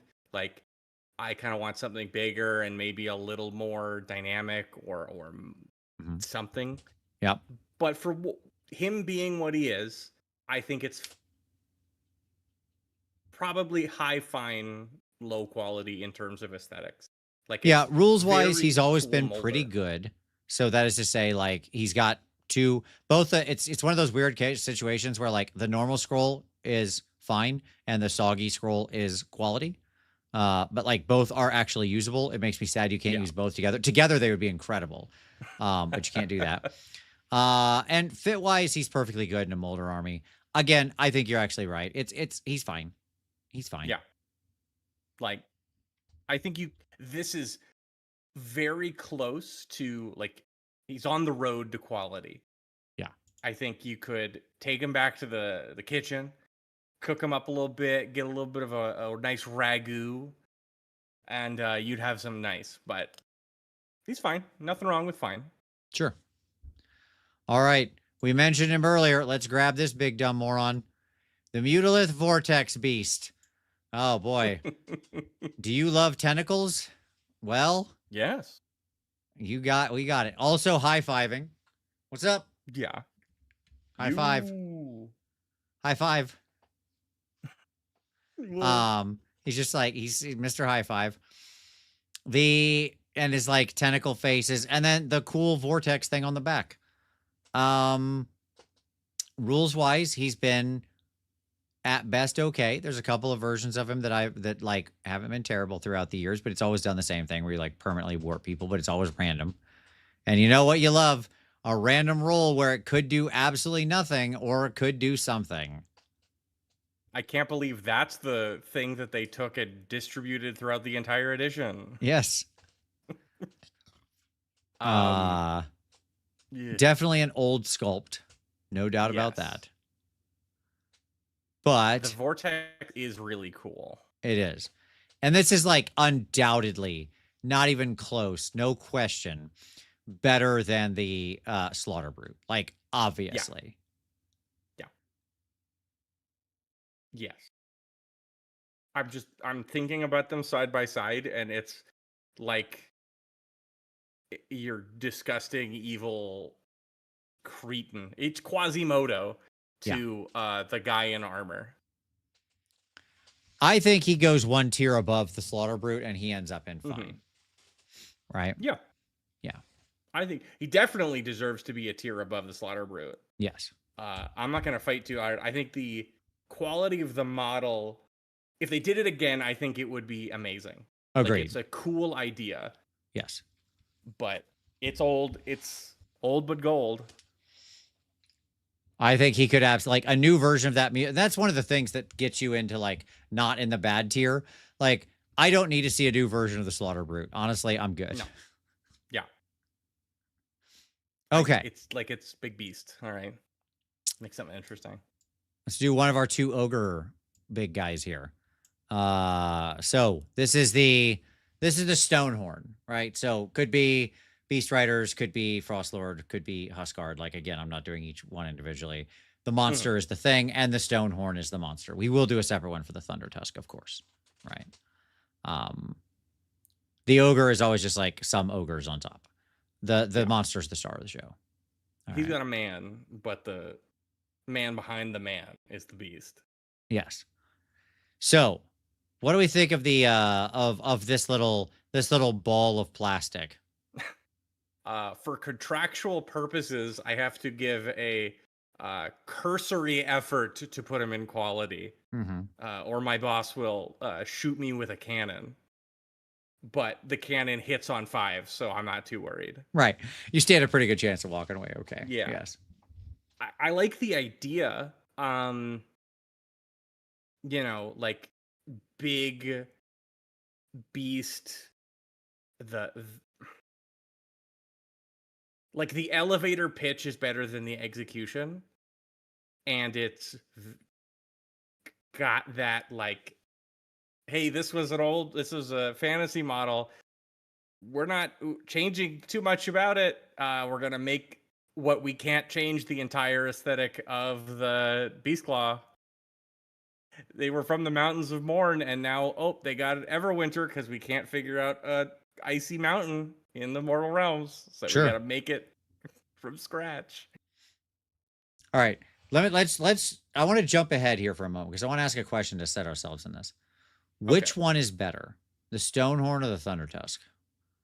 Is one better than the other, or are they just like equivalent in your mind? Again, like just purely aesthetically.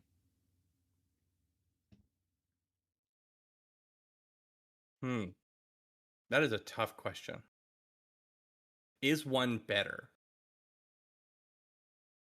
Yes. Which one is better?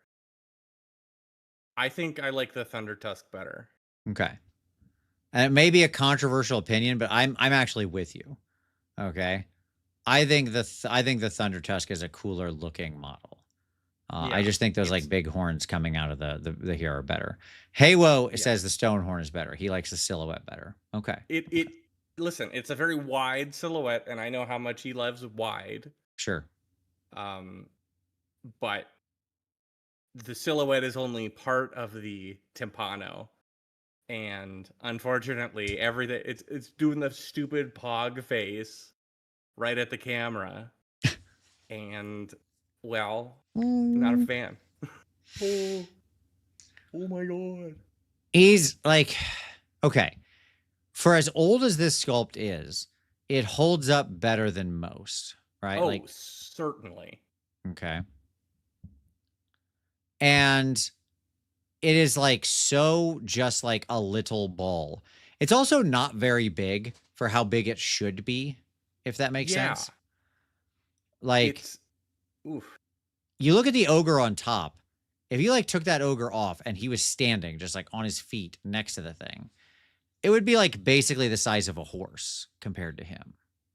Right? You know what I'm saying? Like comparatively. Like what a horse is to a human. This thing is to him.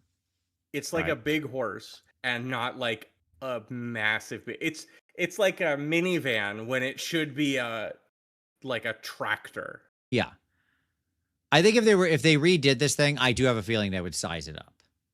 Right? Oh, yeah. Like the scale has to change. I mean, for all of ogres, they've gotten size crept like crazy. Sure. And you know, that's fine. That we can't really hold it against that. But like rules wise, obviously we're talking about 3 very different scrolls. Like obviously none of them are incredibly good right now. BCR is in a tough spot. When Ogre refresh win, will we get a new version of this guy? God, I hope so. I think you could make an incredible version of this thing now. Yeah. Okay. I think there is great bones. It's just now in the year of our Lord current year, I'm not loving it. But it's not bad. I think it's not bad. Stonehorn is like quintessential I would put it above the Gothazar as a beast. I don't know. I like it. Okay.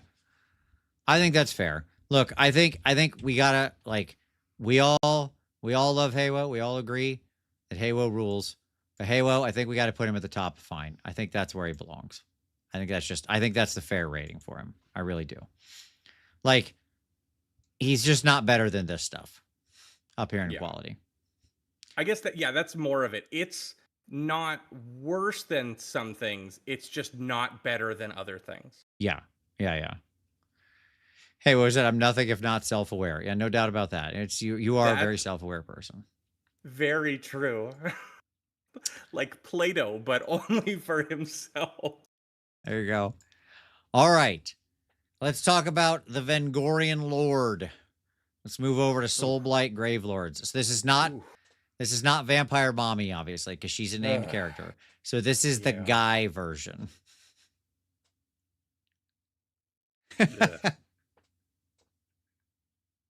That's,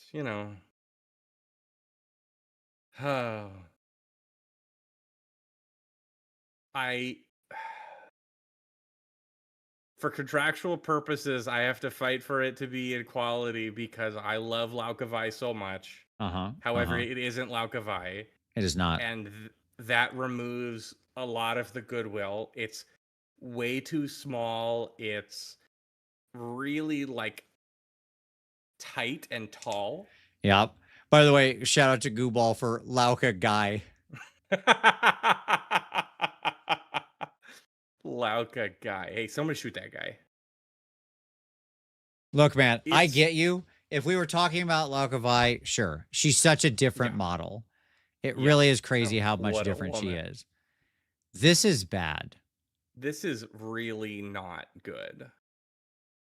It's also those like bone spines coming out of the wings. I don't know if you've done this one. I have not done this one. Those are a pain in the neck.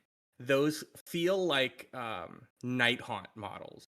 Sure. Just the end bits. Like they feel like they're going to break anytime something catches on them. Mm-hmm. And they will, and they have.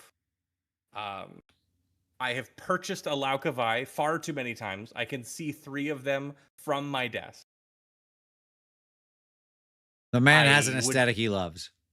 Listen, I take a one-way trip to Wife City every once in a while. Understandable. But this is bad. Yeah. The non-Lauka one is bad. And the rules and the fit aren't saving it here in any way, for sure. For sure. No.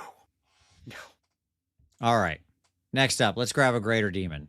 We haven't done a Greater Demon yet. Oh, boy. Okay.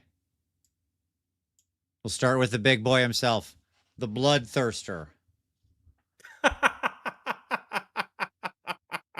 Mr. Toe Tappy. The Tippy Tappy Ballet Angel. Yes, indeed. I'm just scooting things over, by the way, to make them easier to grab here so I don't miss anything. You keep going.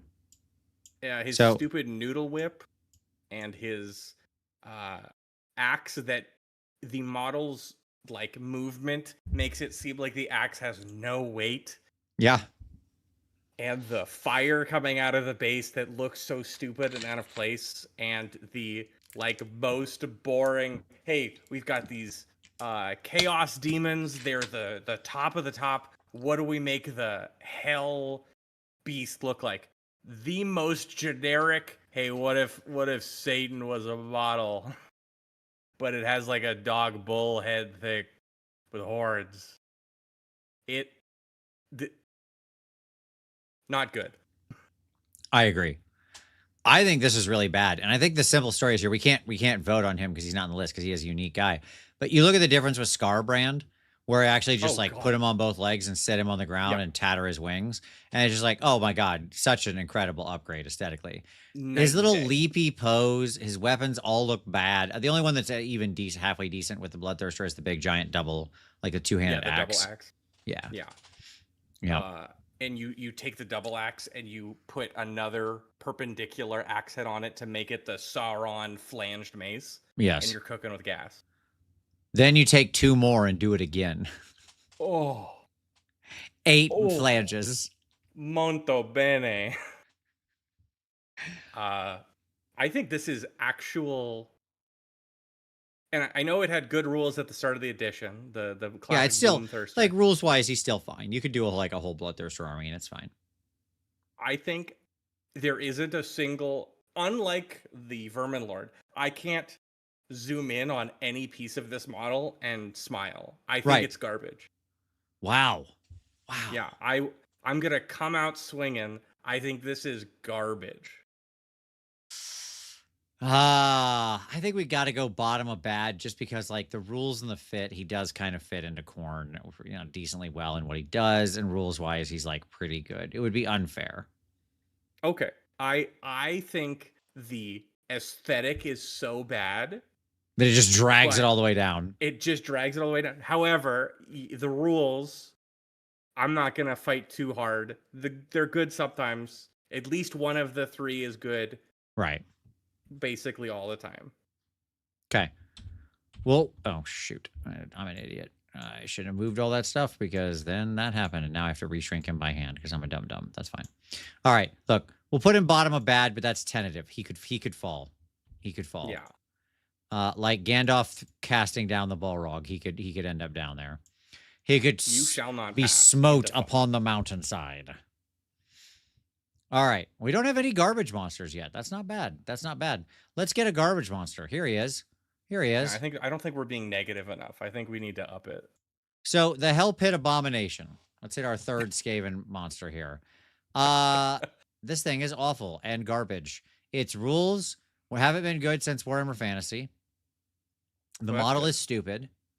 And fit wise, I hate it. It's almost never, it doesn't have any actual purpose, even in an all Molder army. I have basically never thought to myself, boy, if only I had a Hell Pit in this army. Not once. I think this is the worst monster that could ever sell an army. Like, some freak looks at this model and they're like, oh my god, these rats are fucked.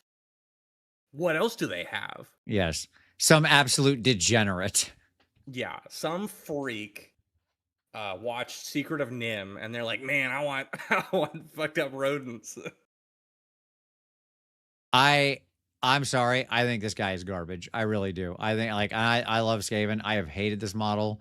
I'm sure I'm going to get pushback for this. I know there's probably some deep Hell Pit enjoyers. But absolute. Yeah, no, I think this is shit. Absolute garbage sculpt. He's so bad. It's really bad. And the picture is like right on, so it doesn't look maximally stupid. Yeah, but at any other angle, any other angle, it's like a L. All the little heads poking out for like no reason. It's just like, ugh. Welcome to the garbage tier, Hell Pit, where you belong. Bad rules, bad fit, bad model. Okay. Another Gloomspite gets entrant. The dank hold Trogoth could also be like the boss. Like there's two of these guys. Obviously, there's the normal dank hold and the hero dank hold. Mister, I'm covered in barnacles and mushroom. Mister, I hope you don't have tryptophobia like I do. So it's real bad. It's inauspicious. But that's all right. I'll just look at you the whole time. And then I'll shrink him back down to be tiny size. I think it is a really well done, like, European fantasy troll. Sure. Like, the giant oversized face. He's got like the big old flappy ears and the like long rounded nose. Yeah. Much in the same way that the Gargants look like big, stupid British giants.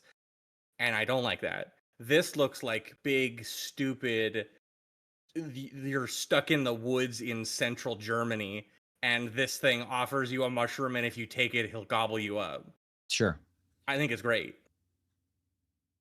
I tend to agree. I actually like, even though, like I said, I'm not going to bring my personal thing into this, the design on this is actually really fun, right? Mm-hmm. Whether it's his big mallet or like the little mushrooms that are growing at the back of him, like what a wonderful little aesthetic, right?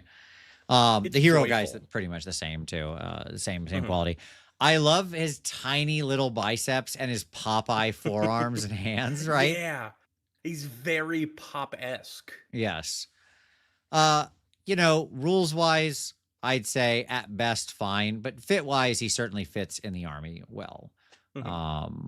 Like both aesthetically from a silhouette perspective and generally like what he's doing. He ends up being usually like a pretty hard thing to be like a little single point to that's tough to like take down and kill, which is good. Yeah, it's good to have a shield in an army that has no anvils, really. Like, Yeah, it's other got than like carpets, but it's no like him and anvils. your stone trolls, right? So that's Yeah. fine. That's fine. I'm okay. Like I think equality is a perfectly good rating for Yeah. him. I think he's a solid, 80 out of Yeah. 100. Like he did the homework, he executed it very well. Yeah, 100%. All right, here we go. Oh, this guy shrunk weirdly when I brought him over. Gotta squish him back out here. Although not technically monsters, really, they kind of are monsters. I brought them both in because why not? So we'll just do them Listen, quickly. It's your rules. Sure. You get to determine. It's the kitty cat. This is the Mind Stealer Spheranx. Our two little weird. We've got the two little weird kind of monsters from Slaves of Darkness, Warcry? and they're both fun. The kitty cat is an absolute like the sculpt quality, the look of the thing. I hate cats. I absolutely hate cats. Okay, hate cats. I think this thing rules. Like, what a fun model. I've seen a bunch of different interpretations of it painted. It looks absolutely gorgeous. Like, it's design wise, it's absolutely beautiful. Rules wise, right now, nah. It's fit wise, nah. But it has had in the past some very fun, crazy, like truly wild rules. But like aesthetically, I think it's absolutely quality. And I think that drags it up. I'm willing to forgive the sort of subpar rules. Yeah. I think it's really small. And I still think it's like a 10 out of 10. Yeah.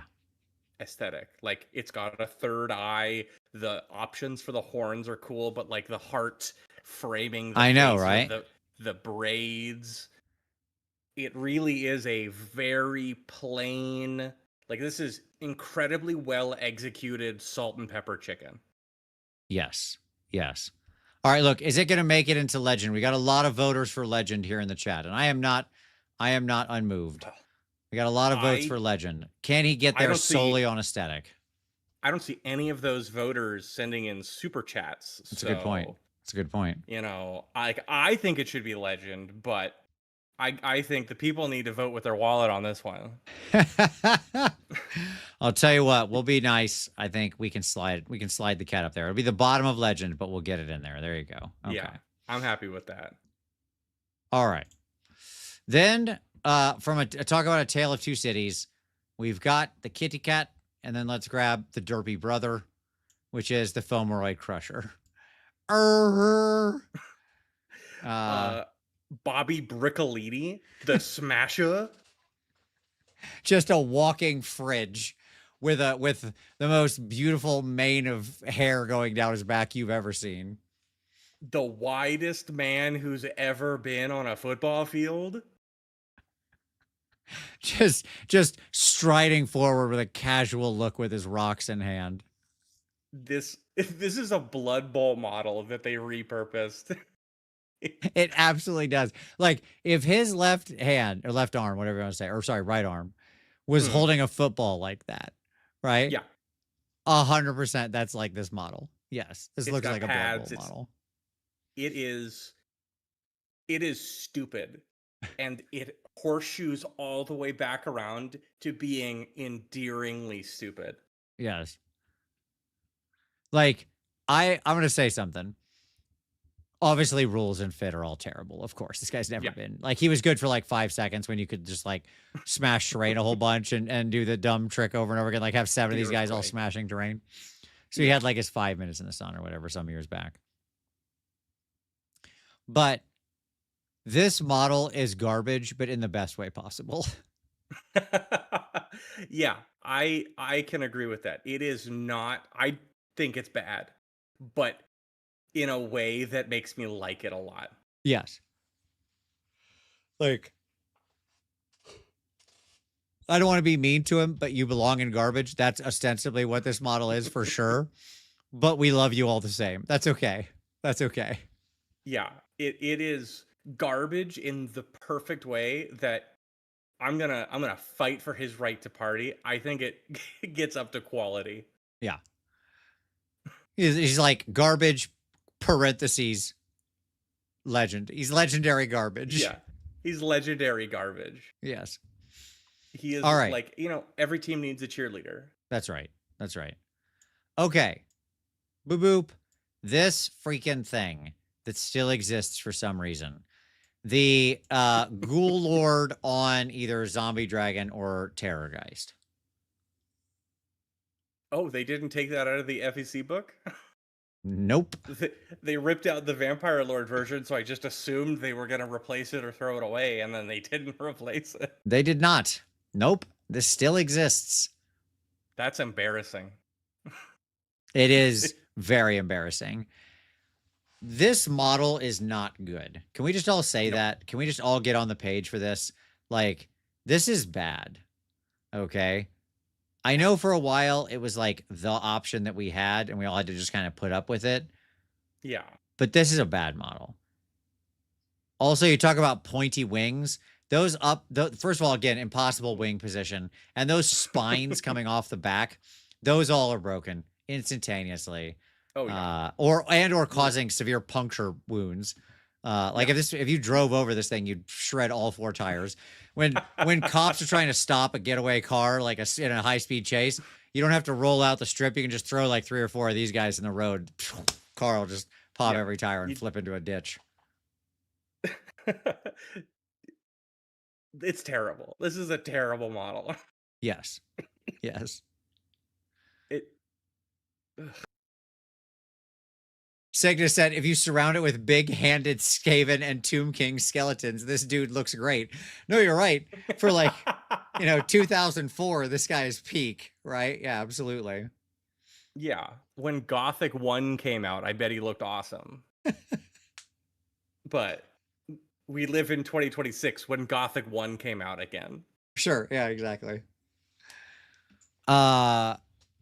Nodun said, I've never seen I've never seen one well used with all of its spines intact. Yeah, exactly. Yeah, it's, you can tell it's like a tree. You can tell how old it is by how many spines are missing. Yes. Hades with a super chat saying, I've got to stand with my boy Bobby, but you can't put one of the most interesting and unique STD models in garbage. Bump him up to quality for the people. Oh boy. Okay. Hades coming in big with a super chat to get our previous model, the Foamoroid Crusher, moved up. Okay. What's the exchange rate on kangaroo bucks to burger bucks? That's gonna determine a little bit of the value. Exactly. Yeah. Hades, you win. You've bought me off. I agree. All right. Back to this dude. Yeah. Look, the only question with him, like rules and fit and all of that figured in now, especially since he's not even any good anymore because now he's been surpassed by Lord Tribble himself. Is he in bad or is he in garbage? That's the question.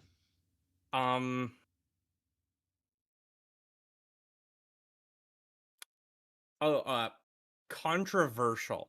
I'm right. I think he is garbage. Okay. And I think the Slaughter Brute is garbage. I've now, with more things on the board, I've recalibrated. Uh-huh. You know what? You sold me. I agree on both counts. Oops. Sorry. You get back up there. It's just, and it's how the mighty have fallen rules-wise. He was the ultimate you start rolling dice. You are here to murder. Start with rolling dice. Yes, exactly. Yeah, 100%. Uh-oh. Yep, Slaughter Brute falls down here. Absolutely. Where did we have the Vermilord? We had him in bad. Okay, he went down here. There you go. Put him in the top bad. Okay. All right. SJ Arcade said, dropping a super chat. It says, delete Bobby's picture. Oh, no. Oh, get him out of here. That's rough, Hades. That's rough. All right, here we'll move him over here. He'll sit outside the table since SJ voted. He stands over here. He's a different kind of quality. He gets to be in this zone. He gets his little own special zone. That'll be he doesn't occur on the table, SJ. That'll be I'll split the diff between the two of you there. Okay. All right. We're coming down to it. Next one. The turtle. Turtle power. Turtle power. Okay. Turtles in a half shell. Yes. Pizza time. Let's go. All right. Pizza time. Cowabunga pizza time 9/11. That's right. That's right. Okay. So aesthetically, the turtle itself obviously rules. Oh yeah. Thing on the back of the turtle, weird and underwhelming, but I'm not, but the turtle itself is what we're evaluating here, right? It's the monster. Right. The howdah is bad, but the turtle is great. Yes. Yes. The flight stand sucks, but that's easy to fix. Again, I don't know that I've ever really seen most people who model these put them on the flight stands. They all always just do like terrain and stuff like that. Yeah, yeah. And that's what you have to do, and it's the correct thing to do. Yep. Yeah, I don't know how that I have terribly too much to say. I think it's great. Yeah. This has got to be legend, right? I mean, like it is, again, it's none of those models that sort of defines the faction. Rules have generally over the course of it been like good to absolutely great. Fit wise in the army, it's wonderful the way it can like anchor your whole line and stuff like that. Like this is what AOS should be. Yeah. Giant fucked up dragon turtle thing. Yeah. Great. Absolutely. Okay. Welcome to Legend Tier, Turtle. Where you belong. All right. Let's see here. We'll grab another Greater Demon. Lord Fatty Fat himself. The great unclean one. Mr. Rotten Tummy. Rotund. Mm-hmm. Speaking of walking refrigerators. I don't like the Nurgle aesthetic of big fat gross. Sure. However, I think they usually execute that aesthetic well. Like the guts pouring out is shockingly well done for how not new this model is. Yep. The fat pug wrinkles all over its body make me want to vomit, and that's what it's trying to do. Very fun model to paint. Very cool. I love how his skin feels like a weird thin piece of like cloth stretched over all this fat and rot and muscle, right? Like it's all wrinkly. Like a shower curtain that's been like stretched over him. There's just like a shower curtain with rotten meat inside. Ugh. And it's doing that very well. Yes. Plus, I don't know that I've seen all of them, but I know it has a lot of weapon options. It does, and modularity is very cool. I don't know. I think it might be legend. Like, it looks fantastic. It is a very good, like, power. Well, I don't know what it's doing right now, but the idea of it is a very powerful wizard in a game where wizards are very good. Yeah. Like, right now, his rules, they're fine. He's not bad. Okay. Yeah. So, like, the named version of him is, like, actually quite good. But, I mean, that's not what we're evaluating. But, like, that normal one's fine. He's fine. Fit-wise, I think he's fantastic in the army. Aesthetic-wise, I agree. You know what? Yeah, I mean, I think he goes in legend. It just, like, it is a legendary sculpt in the way it brings to life all of Nurgle. Like, you look at that one model and you get the entire aesthetic of Nurgle. Like, the entire faction is you can understand everything about the faction literally looking at their boss. To me, that's a mark. Can't get better than that. Yeah. Yeah. And exactly, he is the icon on like the Realm of Chaos book and stuff like that, right? That's a gross cover. Yes. All right, let's go other ogre guy here. The where's he at here? Here we go. So this is the Thunder Tusk version. Okay. Versus the Stonehorn. I like this one better. I think he's still bad. There you go. I like him better. They could, again, if they did it again, they would nail it. The components are very interesting. I like the swooping mammoth tusks more than I like the branching antlers on the Agreed. stone I just horn. think like I love like how long they are, the way they like come Yeah. out and kind of frame in the model. Yeah. It is vaguely reminiscent of the Oiliphants from the Battle of the Rohan The field little yeah, or yeah. Pelennor field. Sure. It's better than the Stonehorn in my IMO. I don't think it's amazing. The guys on top, which we're not really rating, but they help the silhouette. They look really out of place. Like I think it's does he just like, go in fine, but he's at like the bottom of fine. Now, rules wise and fit wise, he's always been garbage. Every oh yeah, single time they've written the rules, absolute utter garbage every time. They I will cannot make never forget. since with one notable exception. Okay. Hmm.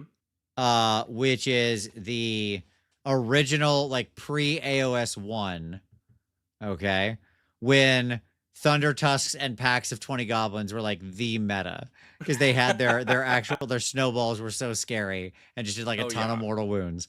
That was their moment in the sun, 2015. Nothing since then. There you go. Yeah, the world has changed since then. Like I think this is just the bottom of fine, right? Or does it slide down into bad? I don't think it slides. I think it is. If Stonehorn is fine, I think Thunder Tusk has to be fine. Okay, that's I fair. think those two live in the same house. Okay. I think the Stonehorn's rules are better and the aesthetic is slightly worse, and the Thunder Tusk is vice versa. All right. So Fair enough. This guy, Fox Tornado guy, the what's this dude? The Spirit of the Wind, the Huracan Spirit of the Wind dude. You ever seen anime? Hey kids, do you like basically- anime? Hey kids, do you like anime, but only anime made after 2008? Yeah. So what do you think about Mr. Fox, man? I look at it and I am annoyed. Like the tornado is like I it's a know. cool thing to do, but like I think holding it and it's just shaking like a bowl of jello. And it's trying to transport that is like, oh god, please don't break. I need to bring super glue to every event because if it breaks, I have to fix it. And then it's all there in service of an anthropomorphic fox with a bow. Possible cabbage. Which one is better than most of the stuff in bad? I need to know which one you were talking about. I hate the tornado. I love the fox. I think that's where I'm at with him. Okay.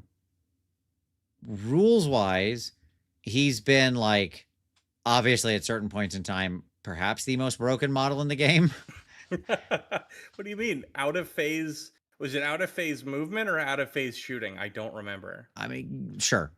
Just like why not go like 96 inches in a turn? You know, I don't know. That seems like you gotta try harder, okay?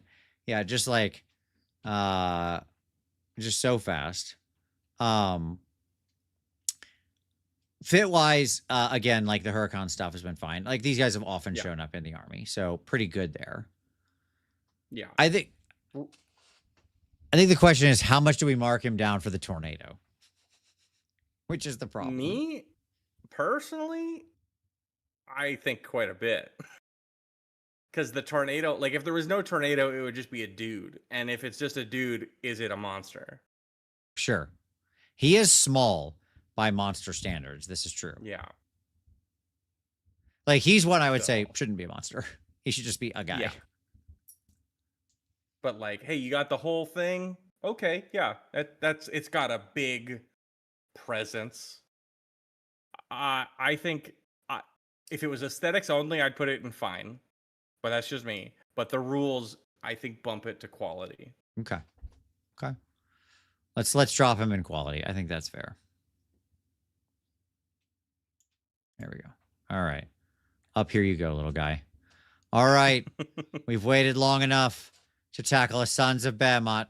So we're going to tackle the Ugh. Sons all as one. I'm sorry, this is just how it is because they're all the same model because they didn't bother to They're put all in the any same. actual variants. So that's completely fair. If they're not going to work hard on these models, I'm not going to work hard on rating them.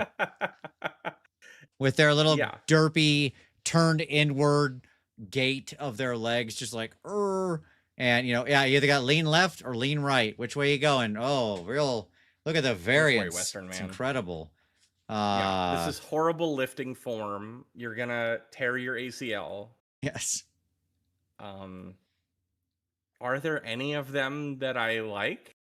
Well, I think I picked what I think just generally regarded as the best one, which is the Gatebreaker.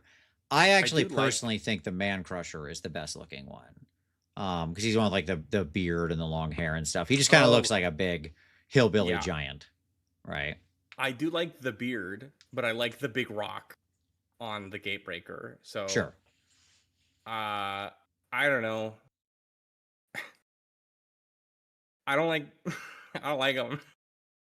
I think they are executing an idea that I think is bad.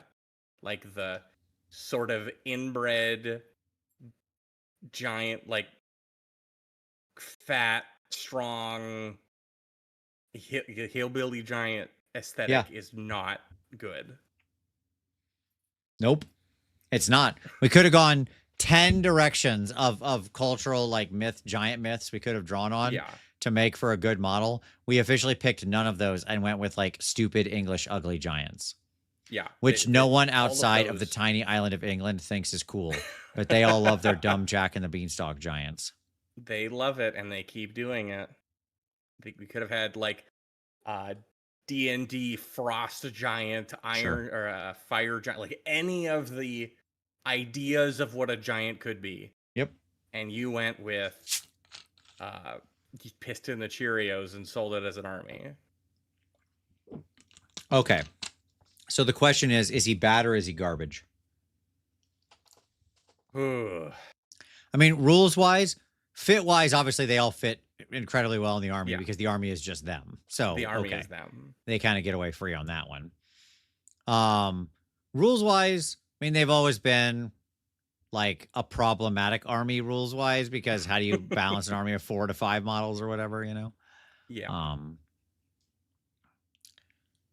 I think I think the big guy, they make me angry, but I still couldn't put them in garbage. I think they're just bad. Yeah. I think the big ones go in bad because, spoiler alert, the small ones go in garbage. Yeah. 100%. Let's just do that right now. Here he is. They didn't even bother to update his picture, by the way. You see how it's got a gray background? When I was pulling all the art, all the rest of them, they went in and like photoshopped them onto an infinite white background. This guy, they were like, nah, can't be bothered. Nah. Same picture from like God knows how many years ago, right? And like when they first did this. And like, this is just garbage. Obviously, this is garbage. Yeah, it is. We don't need to talk any further. There's no rules you could give this guy that would get him out of garbage tier. Yeah, there's nothing you could do. The aesthetic is bad. The execution of the aesthetic isn't even good. Right. It's a garbage can. I have modified every one of these I have, save one. I kept one original just to like lock it in. Yeah, to like look to no hate. So all the other ones could look at him and point. Yeah. You must there has to be a bottom of the barrel to know that there is a barrel. That's right. Exactly. All right. Our last Seraphon guy. We're down getting down to the very end here. The dude on Carnosaur. So yeah, so remember in Jurassic Park when at the very end the T-Rex and it's roaring and the banner is falling down? Sure. Classic. All right, so that's what they did. They saw that when they were children and they said, we need to make a model for a T-Rex. And let's fix his arms so he has real big arms. Yes. He's got big arms. This is a dinosaur that could go to the gym. Yeah. He's like, my only problem with him again is a little bit of like the size thing. It feels like he should be slightly larger. Yeah. And his pose is like very old and of his time. It's like very boring. So like he's not getting up into legend with this. No, Okay. God. He is a very dated sculpt. But he's a cool sculpt all the same. Rules wise, he's been passable in certain times. His current soggy version is pretty darn good. Fit wise, he looks great in the army. I would have to heavily disagree with you there. Catharsis Chaser says so good he doesn't need a refresh. Oh no, like you could do such a better version of this thing now. Like it'd be why you could get such a better version of this guy out right now. I don't think they have to change much about it, but the pose has to be different. The scale has to be different. Yeah. But up his size like 20%. idea. Give him an actual dynamic pose. Now, all that being said, I think he's still one of the better looking monsters out of Seraphon. So the question is, right now we have the Bastiladon up in Legend. Okay. We have the Stegodon in quality. He's not lower than those two, I don't think. Like, he's not lower than Steggy. He is the T-Rex equivalent, right? I think he just goes in quality. Yeah. I think the rules are good. The whole package is good. And it's a well-executed, just a T-Rex with another dinosaur riding on top. Yeah. Yeah, yeah. All right. 3 left. Mega Boss on Maw Crusher. The cabbage. A big orc on a big meat thing. I've painted a lot of these. They're very fun. I modified the living heck out of mine. But I've painted them stock as well. Look, I'd love to say this goes in Legend.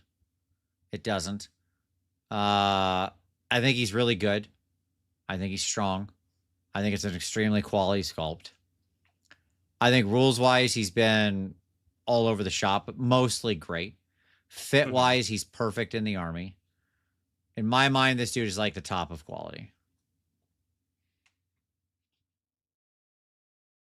But I see a lot of votes for Legend in the chat. But, you know, I think when I put him against the pig, he's just not in the same tier.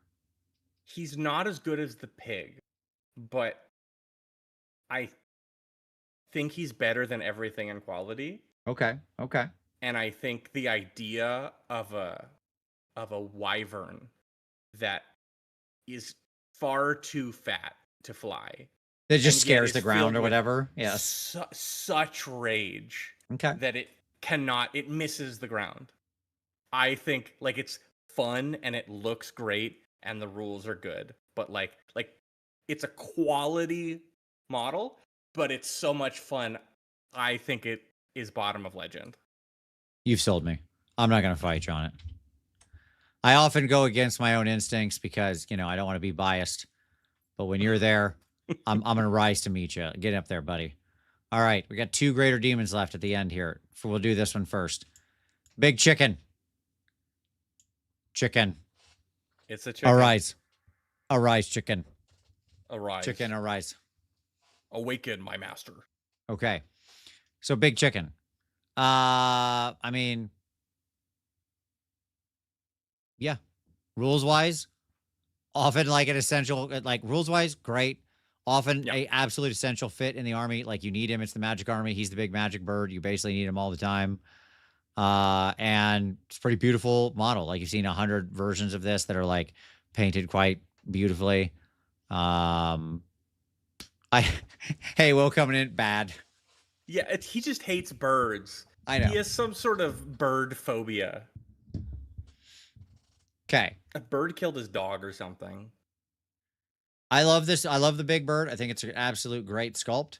One of the first ones I did, I took to Golden Demon. I won a crystal brush for one of them that I did. So like, obviously I'm a big fan of this model. I think it can be elevated to a high level. That says a lot. There's a couple of little tiny things on it that I don't like aesthetically, but you know, for the most part, it's quite great. I think he's the top of quality though. Like he's not on the same level as the stuff up above, but I could be talked into the bottom of Legend. I think top of quality is the place to put him. I think I dislike it for what it isn't and not for what it is. Okay. Like, this is the pinnacle of Zichian je ne sais quoi. Yeah. And where the Guo is, this is the army in one model. The Big Bird is just not that. Yeah. To me, I think you should go crazier with it. It's the god.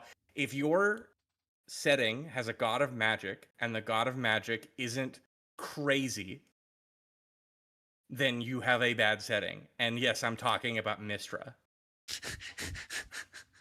She's been more or less crazy depending on exactly what time period we're talking about. But yes, of course. Yeah. She's also been more or less dead depending on what time period we're talking about. So, you know, that's fun. I'm not, listen, I don't want to talk about midnight, but. I'm down with that. I think top of quality, and honestly, it's the most on the border one here. Like, let's be real. Okay. Yeah. Because it is an absolutely fantastic sculpt, rules, everything. Like, yeah. If somebody said it should be in Legend, I wouldn't fight him that hard. Like, it's right in there. It's a great model. It's a very great model. I wish it was something else, and it isn't doing what the Guo is doing. Yeah. That's right. You don't get the whole faction from that one model. Yeah. And you do from the Guo. I think that's kind of, to me, now that I'm really looking at the whole list, that's what separates Legend from quality is, besides the cat, and the cat is just perfect on his own. He's a special boy. The rest of them are, this is the entire faction in one place. Yep. All right. That leaves us, of course, one last model. No need to have a long discussion about it. She is perfection. She's serving. Or they are perfection, I should say. They are maybe the greatest resculpt of a greater demon in history. Now, rules-wise, they have done nothing but let me down since 2019. Okay. Consistently. But the pose, yes, it's not incredibly dynamic. She doesn't need to. The way she's just striding forward, the subtle confidence, the power, the terror, the beauty, and the horror all together. Look, she's a legend. Okay. There's a reason I have like 8 of these painted, and every version and every different like other company that's made one. I'm sorry. You can hate me. It's my stream. Get out of here. She's a legend, the keeper of secrets. I don't care about anything else. I love her, them, whatever. It's absolutely fantastic. It's fantastic. I think it could be more, but not in the same way that the bird should be different. I think it's perfect. I wish it was more excessive to be a Slanesh thing, but everything they've done is perfect. Yeah, I have one that I worked I have one that I created for a diorama for competition that's Shalaxi, and I reposed her completely. She's like up in the air with her leg bent. It's the pic. It's her fighting a bloodthirster, so it's her against a bloodthirster. Yeah. So I actually managed to use the bloodthirster's like dumb pose because he's getting knocked on his butt, and so he's like going backwards like this, right? Like getting pushed back, and she's like leaning forward. So I had to repose every single thing about her, and that was one of the longest, most annoying processes in the universe. But I'm proud of the piece. And I will completely openly admit on this one, I am biased. I'm sorry. I just like, they are the reason I play Warhammer, like that model. That is a model that could sell an army. I mean, I'm trying to think. I think a Keeper of Secrets was the first big base model I ever painted. And nice.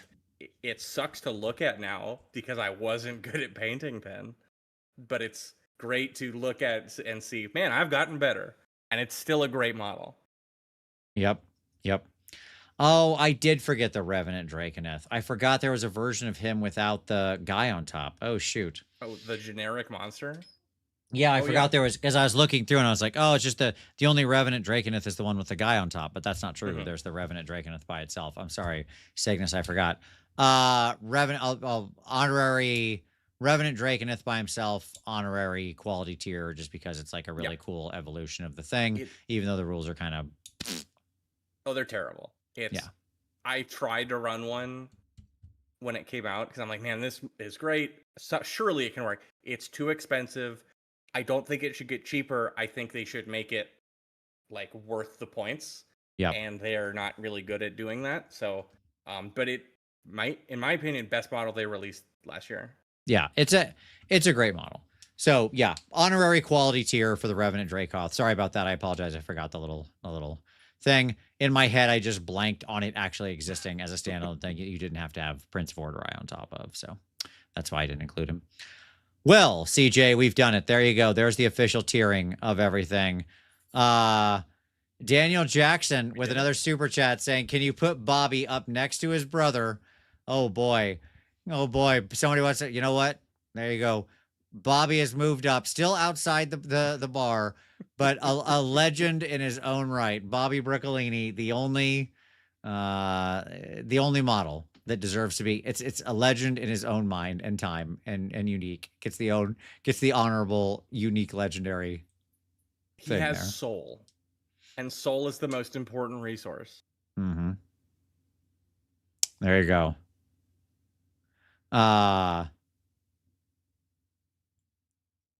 Yeah, we said Hades. That's what I said. Yes, the Revenant Dracoth with nobody on top would be in quality. That's what I'm saying. Because yes, there is no. That's what I was saying. There's no generic Lord. I knew that, but I was thinking the only version of the Revenant Dracoth was the one with Prince Vorterai on top. I forgot you could just you could get that box and take one of the most beautiful vampires they've ever sculpted and throw him in the trash, and then just use the dumb monster.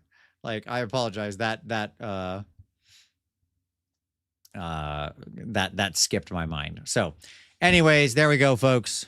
CJ, hey buddy, long show, good show. That was a lot of fun. Hey, I'm happy to do it. Thank you for having me. We have now created the official list. Here you go. This is canon now. This is dictum. So there you go. I hope to see many of these things resculpted, especially, let's say, the ogre stuff, which I think could be amazing. Again, like if you scaled up the ogre monsters, put them on like a good 130 bill, got them like actually trucking along so there's like some movement to the thing, they could be so good. The way that they have changed how they do big monsters since they released those, they couldn't make them worse. Like, they would just be better on every front. Yep. Except the rules. I think when you look at like this as a potential list, the Seraphon and the ogres, who both have some level of refresh coming, both have just incredible potential. So I'm excited to see what we get. Hey, everyone out there. Thank you so much for chatting. Thank you so much for getting involved, for your comments, for your super chats, for everything. Don't forget, Repent, Ye Foolish Gods. The new game is out. Check it out. Everything you want to know about it's the link down below. You can go watch the battle report and see the play cycle and everything else. There it is. That's right. Fully approved by the Secret Badgers, by CJ, SJ, and Haywo, who were. I just want to give a moment to thank all three of them for their incredible work, playtesting, and so much good feedback. Shout out to Haywo, who really went above and beyond on this one, working through just a bunch of different stuff. So absolute pleasure to work with you guys, and I want to thank you very specially here for doing so. So check out all that down below. Hey, it's a everybody. Great game. Can't recommend it more. There you go. Hey, I love it. I appreciate it. Thank you so much, everybody, for watching. Next week, Slaanesh review. Is the book good? Could it be quality? Are we finally going to lift this 7-year curse? We'll find out. Tune in. But as always, I want to thank you so much for watching. We will see you next Wednesday. And do not forget to start rolling dice.